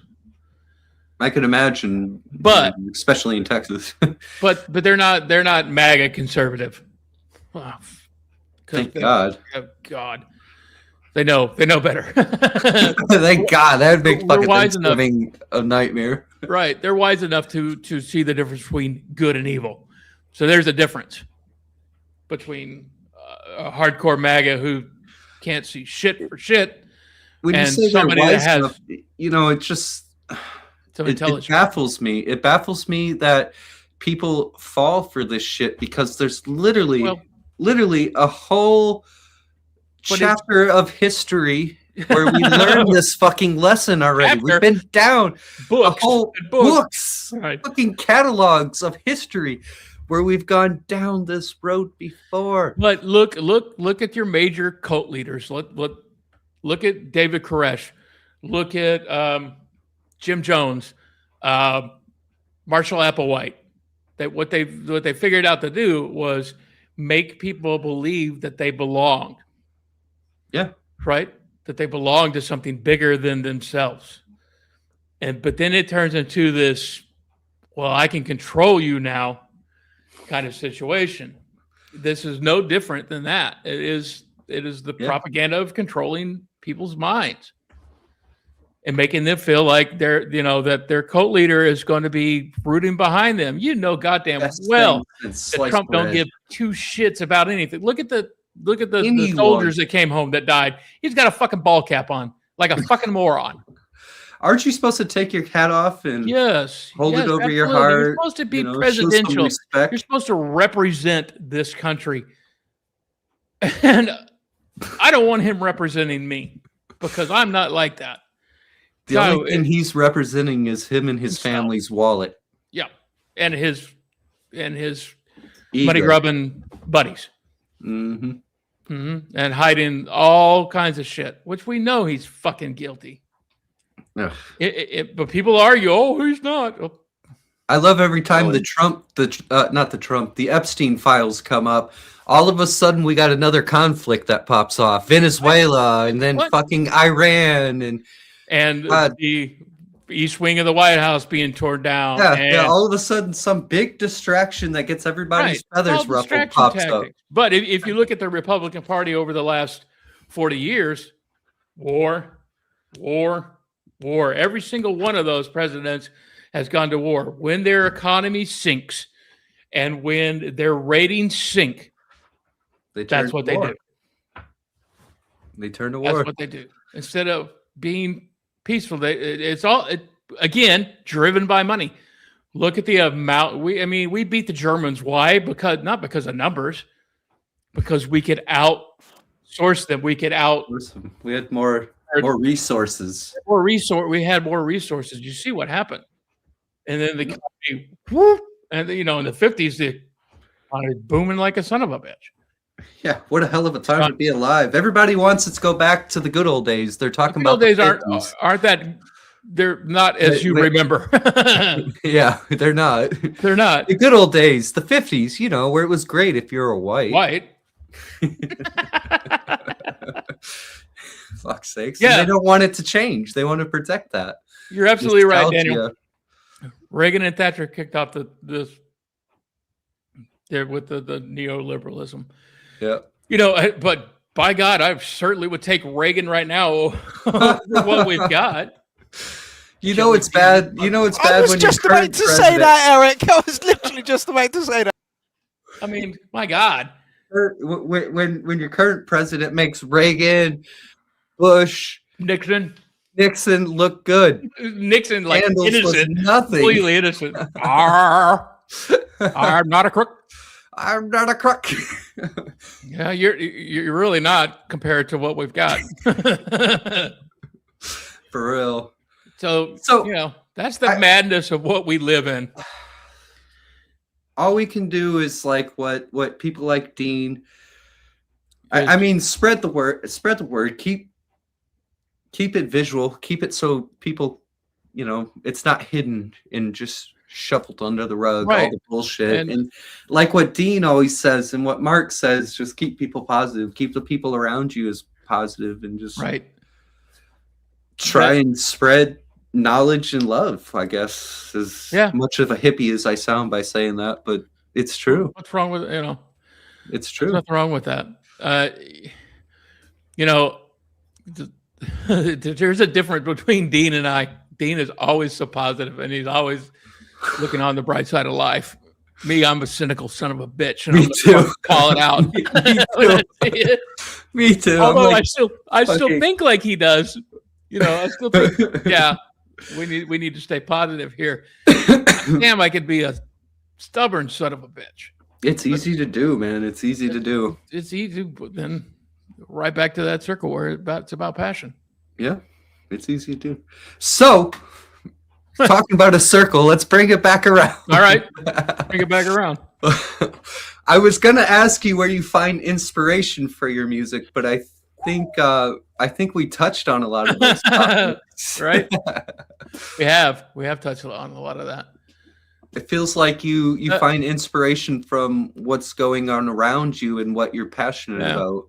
Yeah. In your world, your direct. I think so. I think a lot of that, and plus it gives me ideas. You know, it gives me, oh, I could do this, I could do that, I could do this. But I'm also, you know, there's also other bands out there that inspire me, whether I sound like them or not. They inspire me. You know. Name 4. Okay, the Brian Jonestown Massacre. I love them. I haven't heard anybody show any love to them. I love them. What's your favorite song? Oh God! Oh man, Candy, Servo, dude. There's so many.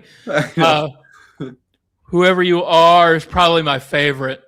Off the Give It Back album. It's such a fucking great song. Oh, I love it. I like all the material. Yeah. And even as fucked up as that band is, I stumbled onto them in some random. It was like some synthwave playlist I was listening to one day, and they played fucking Brian Jones. I was like, "What is this? I love this." Yeah. Completely shifted the vibe of the music for the day, but they're the whole package. They're the whole package. Yeah. My wife says "pish." It's one of the Fish. There's so much. He's such a great writer. He's such a douchebag, though.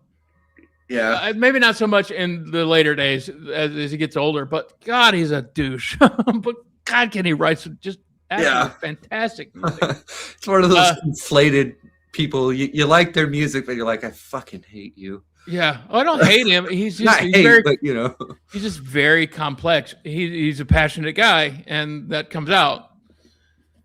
Let's see. That's one. Number 2. Let's go Black Moth Super Rainbow or Tobacco, which is kind of the same thing.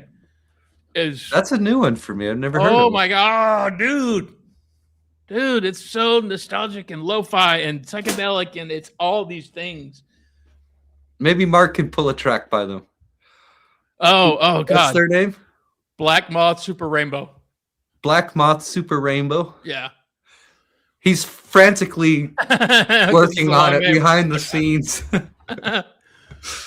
Their writing it's not everybody's cup of tea. I'm gonna tell you that right now. But it hits me. Anything off the Cobra Juicy album is really good. But he's the whole package too. He's the art, their visual. When you see their shows, their psychedelic visuals are like no one else. They're just phenomenally good. What they do is they put what is called a scrim. So it's a screen in front of the band, not just behind the band. So they have the stuff going on in front. Then there's the band, and then there's the stuff going on back behind the band. It is just, if I was taking acid. That's like a multi. Oh, it's mind-blowing. It's just good art.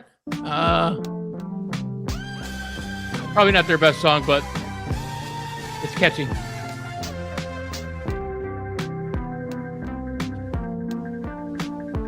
You can hear they use the very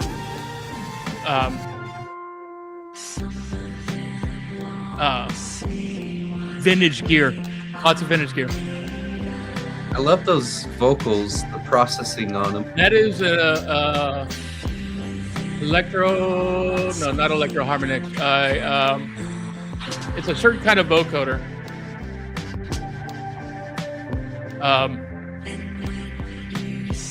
Hold on. Let me look it up.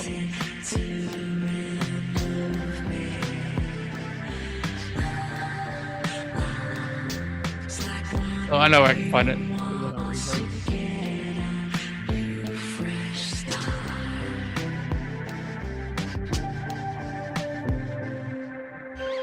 I love those kind of vocals, though. You can hear the mellotron there. Yeah. It's psychedelic as all hell. It's kind of clownarmy theme, too. I love it. I absolutely love it. It's got a bit of clown vibes going on. Yeah, there's a lot of that.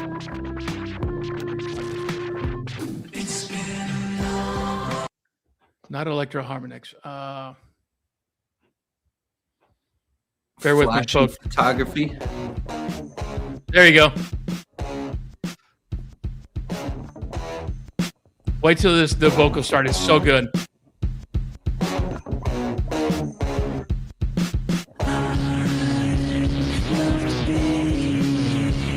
That's cool. It's got this groove and this. The way that noise in the background just rolls with it is brilliant. It's like a zipper almost. You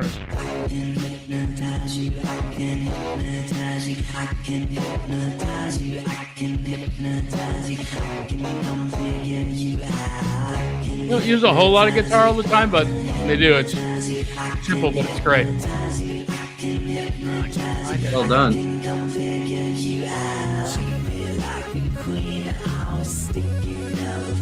Their music videos are always trippy and weird, and you're bored. Yeah, quit bored. The vocals remind me of this time I was working on a track with Fanatic 12,000. And I have my VT4. I don't have it out now, but you know the VT4, yes. The little Roland. And I did this whole fucking, like, it was improvised with all the settings, you know, in the vocoder and stuff, singing the lyrics that we had written for the song, called You Are Music. And it was just a bunch of weird stuff like you breathe music, you smell music, you shit music, you are music. You know, we just had all these random lines that we would, you know, sing. And I was going to town. I was like, oh my God, that's the best thing since sliced bread. You know, it kind of had vibes. That's what made me think of it. Similar to the stuff we were just hearing. And I send it to him and he's like, dude, you have stereo effects and you're running it out mono. It sounds like garbage. Like, fuck. All of this, I was like so into it and stuff. Right. He's like, yeah, dude, I only hear the left ear. I'm like, oh, that sucks. No, I can never recreate that, man. Yeah, but that's one of those things you learn from. It's like, okay, pay attention to what I'm actually stereo doing. effects on my vocoder. Maybe I want to run it out stereo. This vocoder is called the Electrics Pro Warp Factory. Okay, I know the one. there's a few. They make a few units, and it's just got this great sound to it. And I wanted to get one, but I didn't want to steal their sound. Actually, strangely enough, I have a friend that's selling one right now for a pretty good price. What color is it? I don't remember. I actually haven't seen the actual unit, but I know that they're selling one. It's a red unit that looks like you could almost put it in a rack system. Like a rack? Yep. Yeah. Yep. I think Dean knows what it is. They make another one too. It's yellow, but I can't remember off the top of my head what it is. But that's the sound that they use to do those vocals. It's lush. I love that kind of. It's mysterious, kind of dark and creepy almost. Like, yeah, it's creepy music, but it's kind of sexy at the same time. You know, it's like, ooh. their music is kind of creepy, happy music. It's weird to explain. Filter Queen? Is that it? Maybe. So MO effects. The MO. Is that MO effects? The yellow one? Oh, I don't know. I just closed everything out. I should have left it open. So that's another one that I draw influence in. Okay, that's 2. 3. Maybe we already talked about Beatles and Floyd. I don't want to go back down that. Talk about something a little more modern. There's a band called the Old 97s, which was a huge influence on me. They're my age, from Dallas. They play like this alternative rockabilly kind of thing going on. Okay, they're their own beast. The writer and singer is just absolutely brilliant with words. He's put out a couple books and things. So I don't sound anything like them by any means. They're based from guitar, but I draw from their energy and the fact that I've met them and I have their autographs and I know who they are. And nice. That adds another layer to it. Yeah. And they're my age and they're still touring. They're still doing, their thing. In hindsight, I wish I could be doing that, but here we are. We all got our own paths. Yeah, we do. We all have our own path. So in making music, let me ask you, what do you find to be the hardest part for you when you're making music? Is it like the mixing, the mastering, EQing, compression? Is it the arrangement? I think I do pretty well with arrangement. Mastering for sure. I'm not.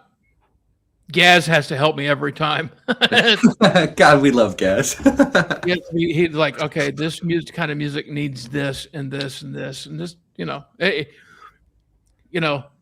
Use your resources, people. When you got friends that know what they're doing, use your resources. And the Clown Army's full of a bunch of cunts that each one has a specialty. Right? Something that they're really great at. Yeah, I think I do well with arranging. I do well with ideas. I do fairly well with coming up with sounds. I make some of my own. I sample. I'm all over the place when it comes to. I don't just wing it. Yeah, bullshit, Gas. I don't even play. He knows what he's doing. Yeah, I'm calling bullshit on that too. He knows. He's just being humble. Yeah, and that's Gas. Yep. Which I love him. I do. But yeah, I guess the mixing and mastering. I don't know. I think the hardest part for me is getting what's in my head from pencil to paper. Right. Where do I start?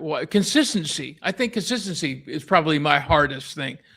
Because I want all my stuff to sound not the same, but I want it to be a consistent deal. Like a vibe, kind of. Yeah, and sometimes that's really difficult. But I try to put things into place to control that. So like Mark was talking on, what was it? The Ableton racks, setting up the racks. I use the same rack system every single time. That way I'm not the templates. Cherry picking templates. Thank you. Yep. Yeah, I'm using the template every single time. That way I'm staying consistent with what I do. And if I need to change something, I can tweak something there. But it gives you like a jumping off point too for everything. Yeah. Yeah. So that's helped. That's helped a lot. Practice. Jesus. I mean, that's why I make so much, do so much. I've got 2 albums in here that'll probably never see the light of day.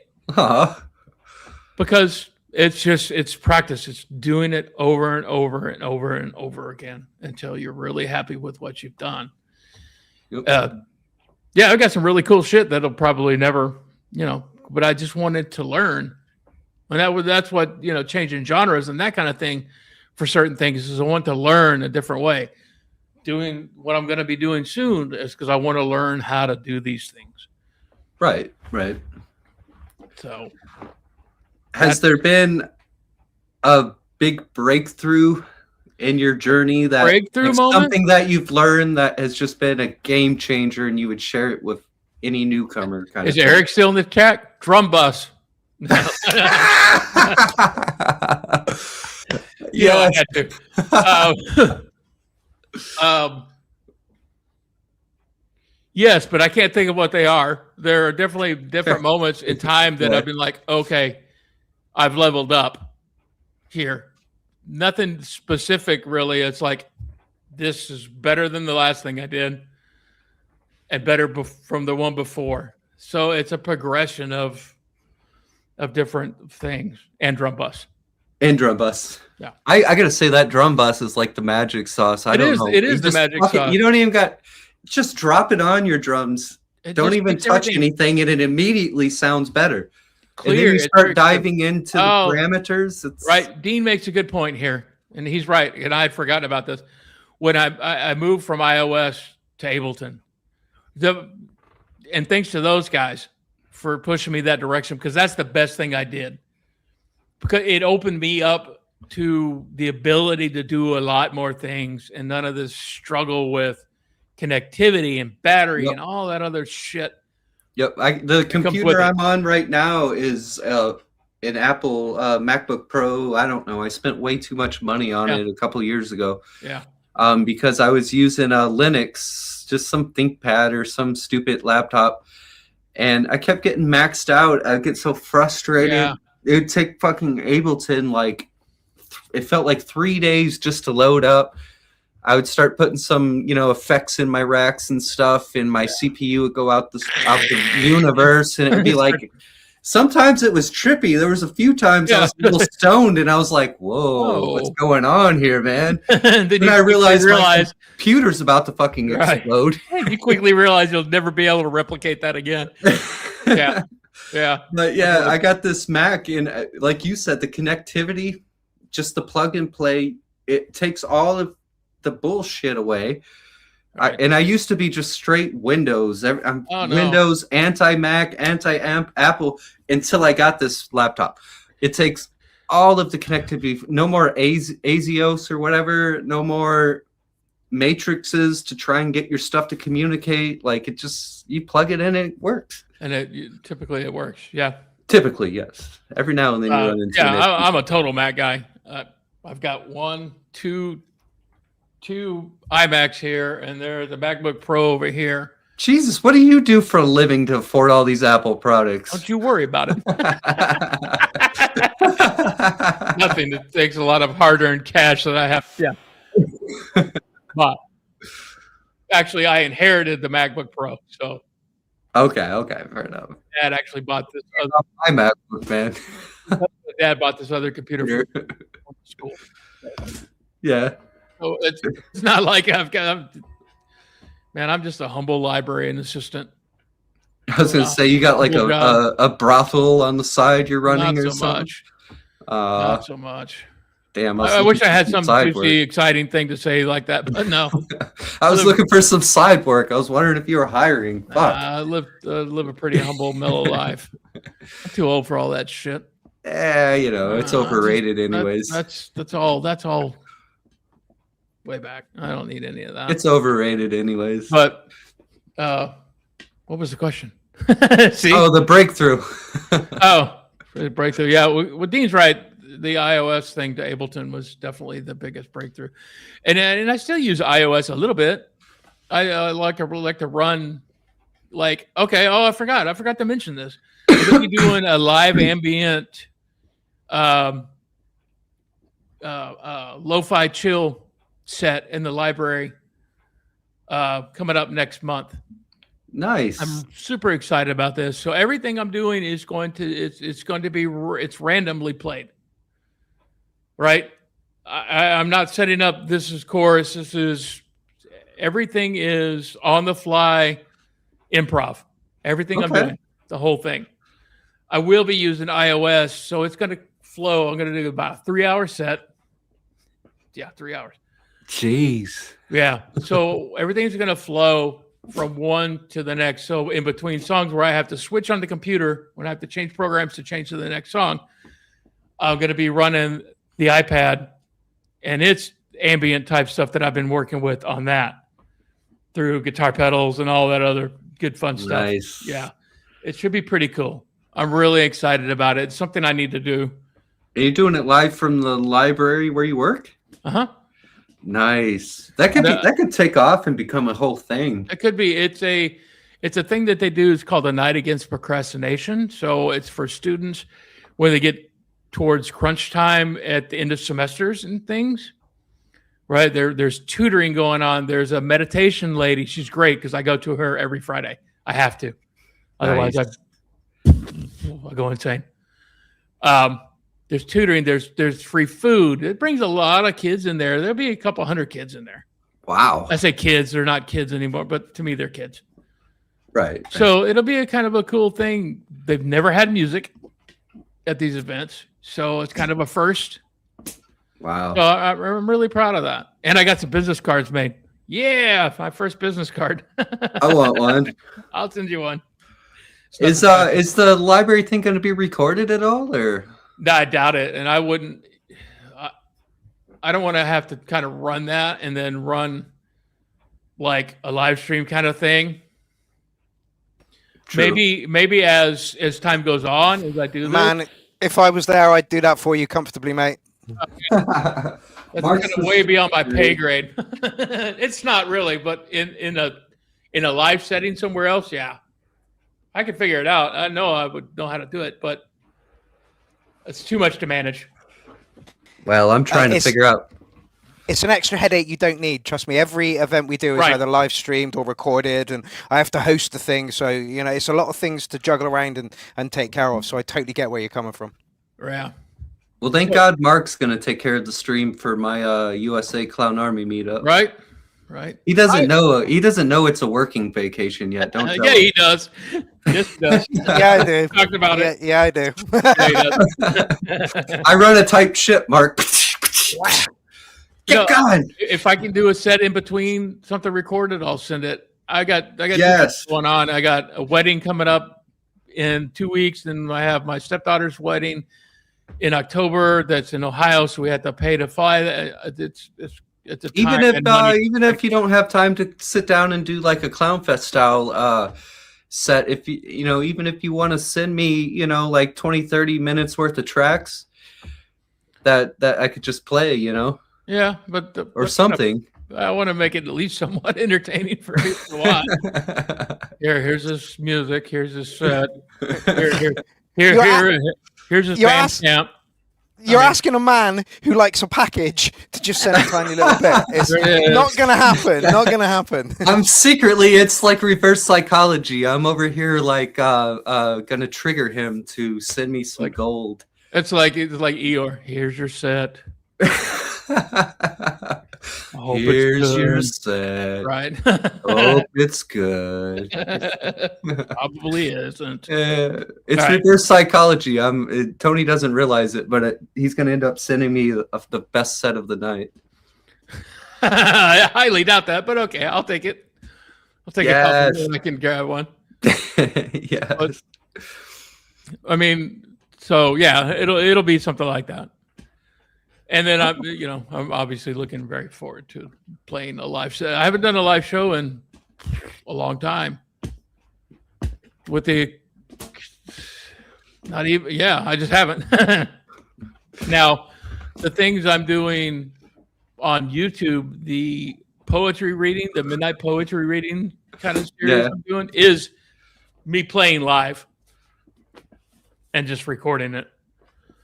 But it's the same. That'll be the same concept as what I'm going to be doing. I love it, man. So does anybody know where I can get a 16-channel fader MIDI controller? 16 channels of complete faders. None of the other bullshit. I want to be able just to go whoop, whoop, whoop, whoop, whoop, whoop, whoop, whoop. Somebody out there has got to know a good one, and that's reasonable. How about that Behringer? Behringer had the faders that you can set them and they'll move to whatever program, but it's a big fader thing. Behringer can suck it. But Actually, Tony, on this subject, Author and Punisher released a little video of what his kit is. It's floating around on Facebook at the moment. Author and Punisher. Okay. I don't know if you've heard of them at all. I'll get some of his music up. It's amazing. And he's got some sort of big fader thing, and he did call it fader something, but I can't remember what it is. But I'll try and dig the video out and send it over to you. Okay, excellent. And Michael says, hey, PreSonus fader port 16. I did look at that, so that may be an option. Yeah, that's a good option. I want, because when I'm using Ableton and I'm using the Novation, which I love Novation stuff, don't get me wrong. What I'm doing is when I'm scrolling over in, is it session view? I always get the two views mixed up. Session, the clips view. I don't know what it's Yeah, all the clips is session. Yeah, okay. When you scroll over past 8, it automatically resets your faders to 1. So 9 is 1, 10 is 2. Yep. And I don't want that. I want to be able to run 16 channels. Go with you. Go with it, exactly. Because it's easier for my brain. Because my brain can't handle that. And I don't want it to change. Have you ever thought of something like an APC? Like a what? Like an MPC? APC. APC. The fuck is that? You got like the APC 40. I got the 64. Can you hold it up without tearing everything down? It's a little, I just got to unplug one thing. This is the one I got. It's the newest version. It's got like the touch faders. But the APC 40, the original APC 40, it's got all the... like a launch pad. Well, this one's more like a launch pad, but the original APC 40, it's like... it's got the faders and everything, and it goes along with the session view. It's meant for the session view. Oh, Michigan! I did at Robert. I did see that Michigan SynthWorks. Does that work? Because it looks kind of like maybe it doesn't. It looks kind of DIY, I guess. But if it works, then I definitely entertain that idea. Let's see what do we got here. Oh, this dude! I remember this. Yeah. Well, this fader thing here is just faders all the way across there. Like I say, I'll try and dig out the original video for you. But yeah, I remember this. That's pretty cool. This hardcore industrial music with the machines and shit. It's fucking nuts. Yeah. The guy is insanely good. He really is. Yeah. I don't know. I still say look at an APC 40. It's a cheap ass option. Yeah, but I don't need the buttons. I've got buttons galore. Buttons galore. I just want a simple MIDI fader. All 16 Akai has a MIDI controller that is just all faders. Right. It is, and it works with Ableton, where it will sync up with whatever your tracks in your session view are, and if you scroll your set over, it follows. Okay, so I've got Daniel saying Michigan SynthWorks are a great company, and Dean is agreeing to that. I think we just got a blessing. He has two of the 8-channel faders for Eurorack. So that may be the one. I don't know. I just want it to be simple, easy to use, no fucking frills. I just want to be able to fade in and out as I'm playing live things, as I'm rolling clips. That's what I want to do. MIDI fader by Akai. It's like $100. I put that into ChatGPT because it's been useful for quite a few things for me to find different things. It absolutely has been. And it said get 2 Korg Nano Control 2s. I thought, is that actually doable? Doing 2 and then having, I guess it is if he did a lot of like making programming MIDI channels, I suppose. It might work, but it's not really what I want. Warren does exactly that, and you've just got to does change he? the MIDI channels. Yeah. He's got like two buttons and two faders hooked up to Ableton. So yeah, Okay. it's possible. You just got to change the MIDI channel.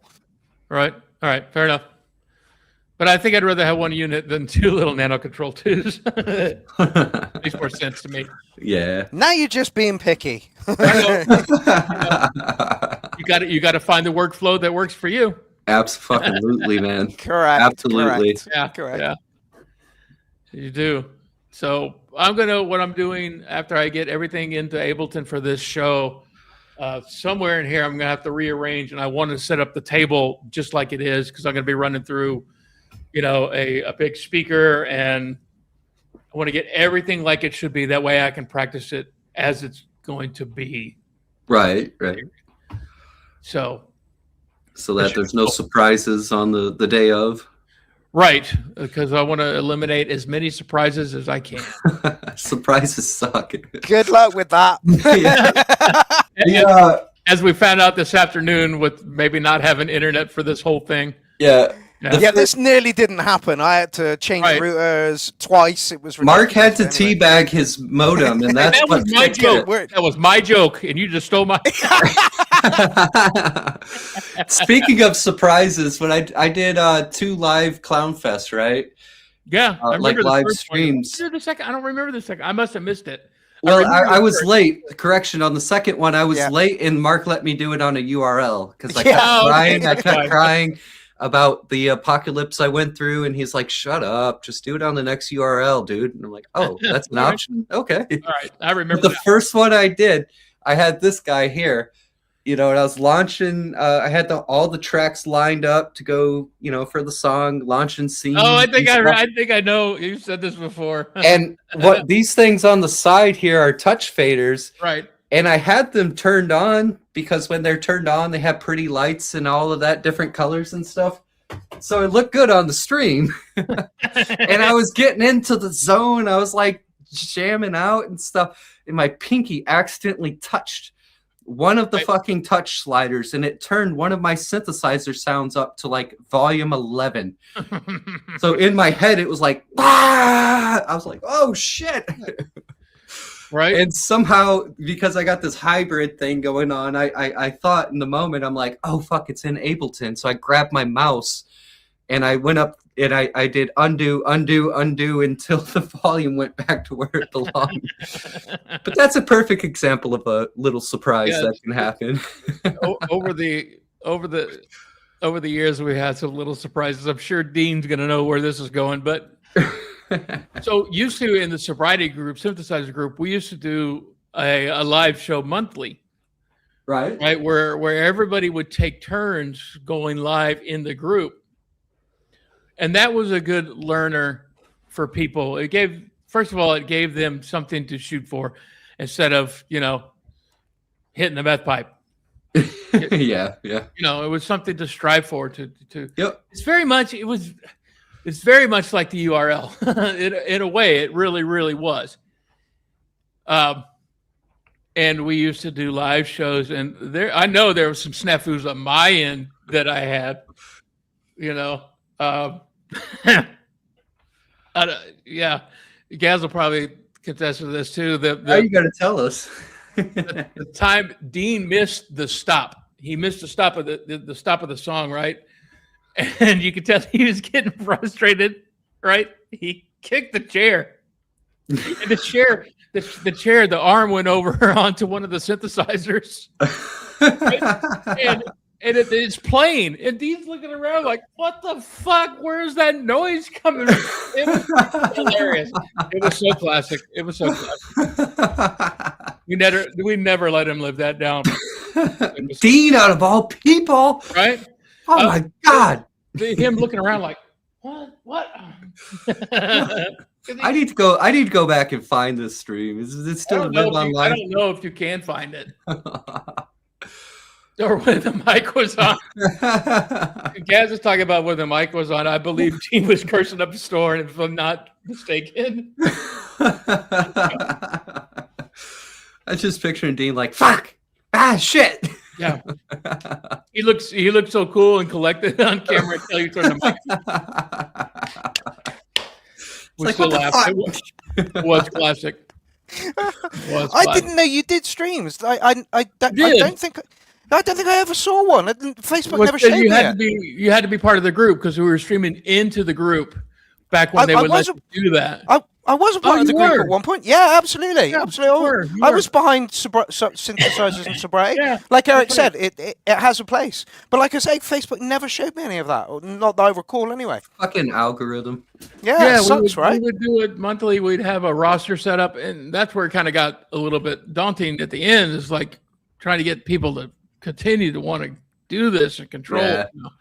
He was cursing like a sailor. I didn't even know he knew curse words. What the hell? Yeah, you learned a lot of words that day when Dean was doing it. Gosh darn it. Gosh darn it. What the frickin' heck? But, that was the thing. It was cool. We were doing, it was a way to grow.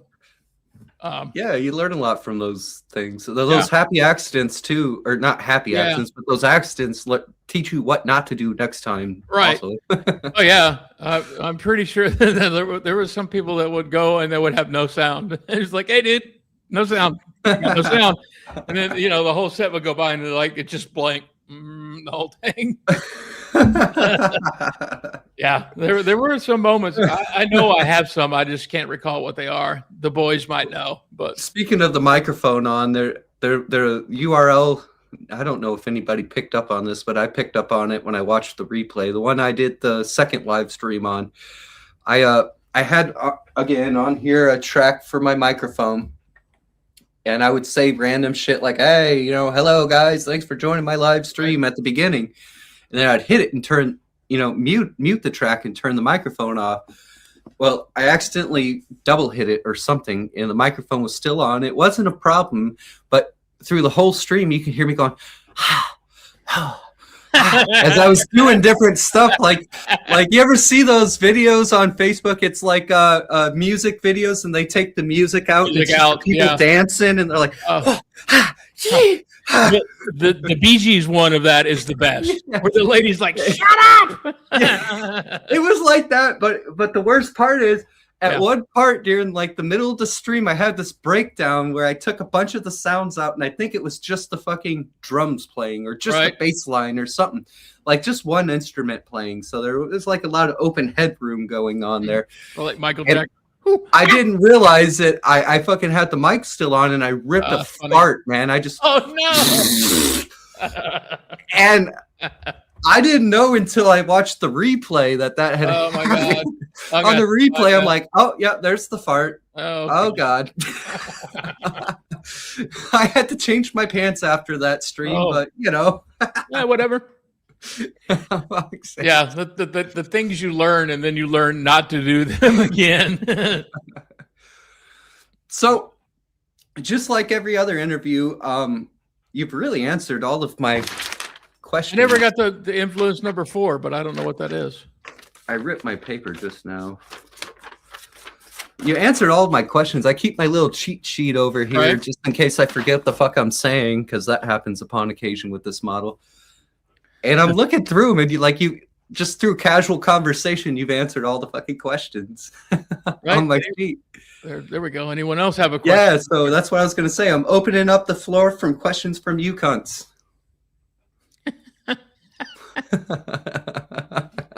All right, all you cunts. You cunts. Yes. Is there any band or style of music you absolutely hate? Oh. Absolutely hate? God, there's so much. God, there's so much. Modern country. Ugh. Yeah. Ugh. How about the old Texas swing? I like Bob Wills, and when there were real musicians playing Texas swing.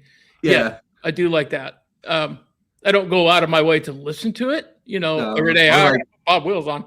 But I mean, Klein comes to mind. That's good. I can handle, because to me that's country. Right. Absolutely hate. Man, I really don't like. I'm not a big fan of rap. To be honest, I can respect the fact that you know, the sampling and the thought process and the stuff that goes on behind the scenes with it, with the music, the production wise, I can totally, you know, That's totally kind of that. But I interesting because some of your music has a bit of a lo-fi hip hoppy flair to it. Well, yeah, but yeah, you're right. Your Floyd, no, your rap is my Floyd. Right. You know, I can appreciate it. I just don't like it. Mark, I bet Mark secretly got like every Pink Floyd album. He's probably got posters. He's probably got Pink Floyd Dark Side of the Moon fucking socks and underwear. Yep. Now I can name bands that I can't stand. Journey. Oh God. Jesus fucking Christ. It's like nails on a chalkboard. It's like nails in my ears. The Bee Gees. I can't stand that shit. The worst disco. I like disco, but the Bee Gees, no.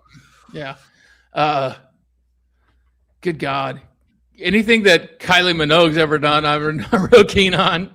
Even that song, na na na na na na na, can't get you out of my head. I love that song. I've got a really embarrassing confession to make. Kylie Minogue was the first 7-inch I ever bought. Really? Yeah, I'm really sorry, people. I you know, hangs my head in shame. Mark just lost like fucking 10 street creds today. Yeah. I did buy Iron Maiden Can You Play With Madness album at the same time. So, you know, where was my head at when I was like 12? Yeah. I had my he wanted first... to have sex with Kylie Minogue while listening to Iron Maiden. That's where his head was. Let's be real.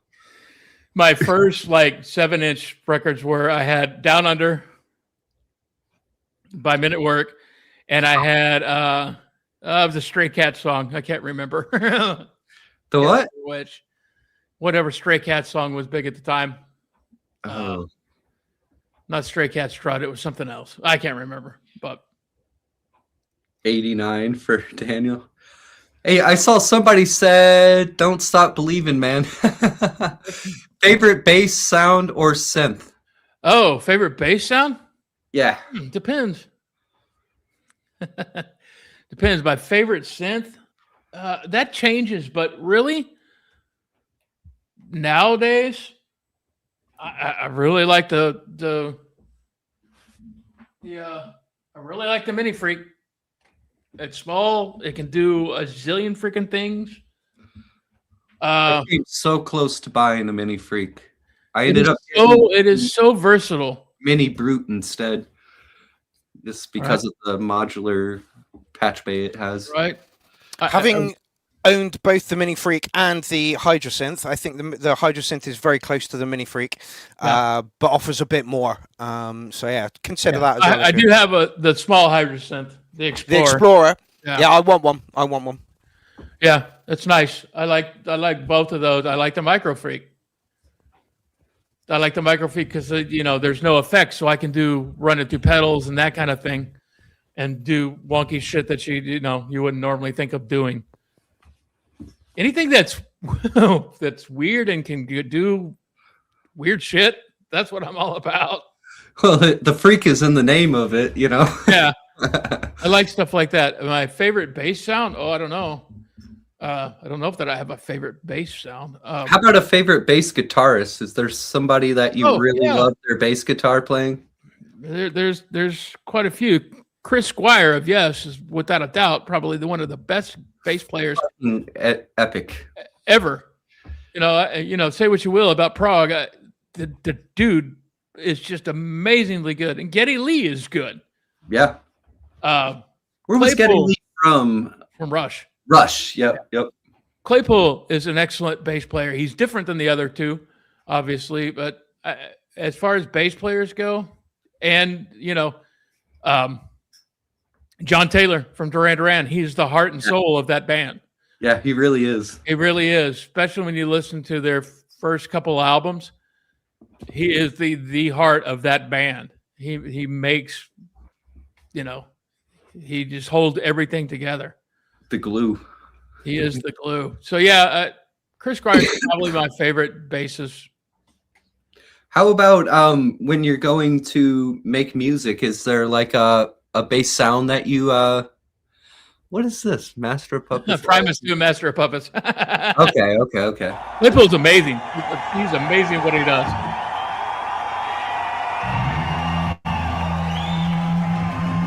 Imagine if he'd got the job as Metallica's bassist. Oh, it would have been a lot better. Yeah. Listen to it. Yeah. He's got that slap, like slap guitar vibe. Did he try out? No, did he?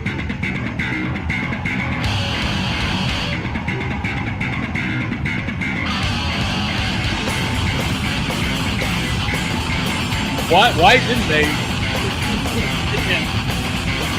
That's the Metallica I wanted. Yeah. Yes. Yeah. Well, that's Yes. we didn't get.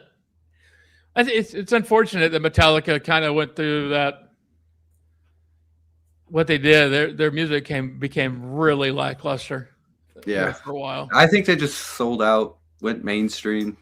I don't know if that was the case so much. Maybe a little. They did with the Black Album, but they made metal listenable to the general audience. Right. I think They got really that album, and then after that album, this was like, how do we top this? Because it was so big. For me, and Not saying Justice it is was their their best best. album. Yes. And Justice. And Justice for All. Yeah, And without a Justice doubt. for All, I fucking love I'm that. partial to Ride the Lightning, but Well, see, this is going back to something you said earlier about sticking your microphone up to the speakers. The production level on Kill 'Em All, Ride the Lightning, and a Master of Puppets is god awful, and for that It's reason, horrible. I can barely listen to. Yeah, the tracks are great, but it's god awful. It really is, and that's why. Yeah, and that's why Injustice sticks out for me. And yeah, the Black Album is horrible. Yeah. I don't think it's horrible. I think I love the production value of that album. They just lost the plot. Like what? I don't know. If It's they just lost slower, more melodic. Yeah. It just didn't grip me like you know when you first listen to Well, it wasn't Injustice, and you're thrash. like, oh my god, no, it wasn't anywhere near. It really wasn't thrash. No, dad But- rock. But then after that, Yeah, what was there? I mean, what really gripped you by the balls that the old ones do? The wife says one is the best written songs. Yeah, it is probably one of the best written songs. Yeah. Progresses beautifully. Yeah. Lovely. But- Again, a little on the slower side, but Yeah, but you didn't hear that on the radio. I mean, you heard nothing like that on the radio until that. yeah. Yep. Like everybody's going ape shit on the double bass, on the double kick, which is absolutely amazing. It still is to this day. Yeah.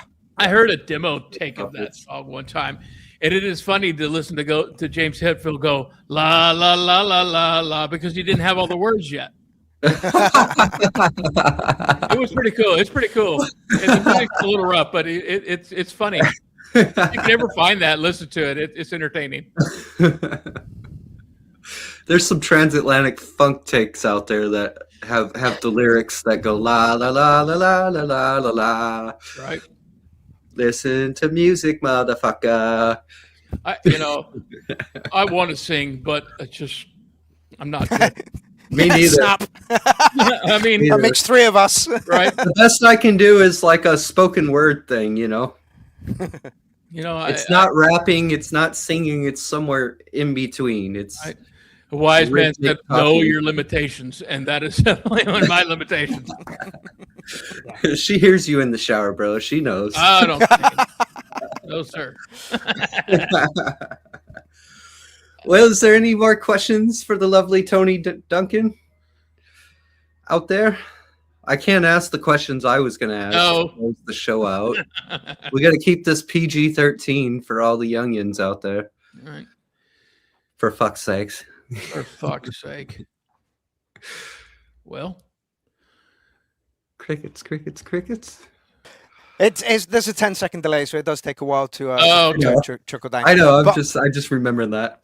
honestly, the wealth of information that's come out from you today, Tony, has been absolutely banging. yeah, Like, this has been great. just Awesome awesome. talking. Yeah.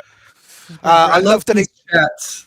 Yeah, well, it Go got ahead. super political in the middle and nice and lighthearted towards the beginning and the end. Yeah, it was it's exactly what I thought it was going to be. So Yeah. it's brilliant. I get wound up a little bit, Winding you up, mate. but Sometimes that's an expression I you run need to around. get wound up. You do. Yeah. And That's like an I say, expression I keep running around. I guess they use it more in Australia or the UK, like winding you up, mate. A friend of mine I saw a couple months back kept fucking with me all the time, and she'd just go, "I'm winding you up, mate. You're so easy to wind up, mate." I'm like, you know what? Fuck you, mate. Oh, Lord. No, but it's been really great talking with you, Tony. Yes, it has been good. Fucking, I keep saying this. I have the best job in the clown army. I just get to sit here and shoot the shit with people. You know, and it's cool. It's like it's like we're just sitting in the living room or at the it would be a conversation table having a casual conversation. Yeah. You know? Yeah, that came across today massively. It only occurred to me about 20 minutes ago. It's like, we're using StreamYard. We could have invited Dean and Gaz on to just have a little chat. We could have. We can. Yeah, I like. I don't know. It's taken me 16 episodes to realize we can actually do that. Yeah, we can do that. Tell you what. Why don't we just do a special with the three of us, and then we'll add Dean and Gaz in as that part of that special. Yeah, I'm full on for that. Really, really interesting. Yeah. Especially since you guys are like the goats, the OGs of the clown army. I think you've been around the clown army longer than Mark is somehow, and he fucking started the thing. I don't even know how that works. But you're not wrong. Tony, Dean, and Gaz have literally been in since the start. There's a few others as well, some that aren't making music at the moment. But I think Tony's just thought of another shoot off that we can do. You know, just have some chats, chats, kind of thing. We could. Gaz has said yes. Gaz says he's down with it. You know, Gaz is secretly the father of my children. Don't tell him. Trying to figure out how to break the news to him. Never mind. I'm trying to figure out how to break the news to him, and trying to figure out how to get that child support check, baby. Guys, speaking of guys, he says the shenanigans will be huge. Yeah. He's not wrong. He's not wrong. He's not wrong. We're gonna have a Jerry Springer episode when Gaz finds out about the children that I'm gonna right. I wish we could. Hey, my baby! I'm be like, that is your babies. You know, like when the three of us chat, and there's another gentleman who's part of this chat group, but he's not around right now. But it's always dropping a reference or a meme or a GIF in there. It would be cool if we could do that as that goes along, but I don't know how that would work. It would mean my job would be twice as hard, but Tony, I am willing to do this. Yes. It would be funny. Yes. Mark will just be dropping the meme of that dog, the dumpster fire dog. Yeah, all the time. In fact, that was me at 5 o'clock today. Everything's fine. I've got no internet, but everything's fine. It worked out. You figured it out. You teabagged it. You gave it the hairy eyeball. That's twice you've stolen your joke now, Tony. Yeah. Hey, when it's a tough life being a comedian. You got to run with it, you know?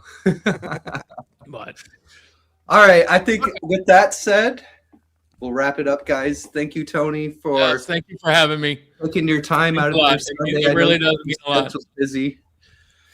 So. And the time difference and the time change, we somehow figured it out. You figured it out. I just sat there saying, huh? Don't make me out to be the genius in all this, because that's not the case. Hey, roll with it, man. Roll with it. I love you, man. All right, guys. I appreciate it. Yeah. All right. Thank you, everybody, for watching. Yeah, it has been amazing. Just absolutely amazing. Tony, thank you very much for doing this. Eric, once again, awesome interview skills. Just fucking fantastic. Right, well, put a track in the thread for Tuesday. We've only got 31 in there at the moment. So everybody put a track in there, please. I'll do some promo on that tomorrow, and I'll cut a little snippet of this and do a little short of this tomorrow as well. I'll see you Tuesday for the URL. Tony, thank you so much. Yes. You were beautiful. Thank you. Not a problem. Love you, brother. Thanks to all the viewers, too. Appreciate it. Eric, once again, awesome. I'll see you both in the green room in 5 minutes.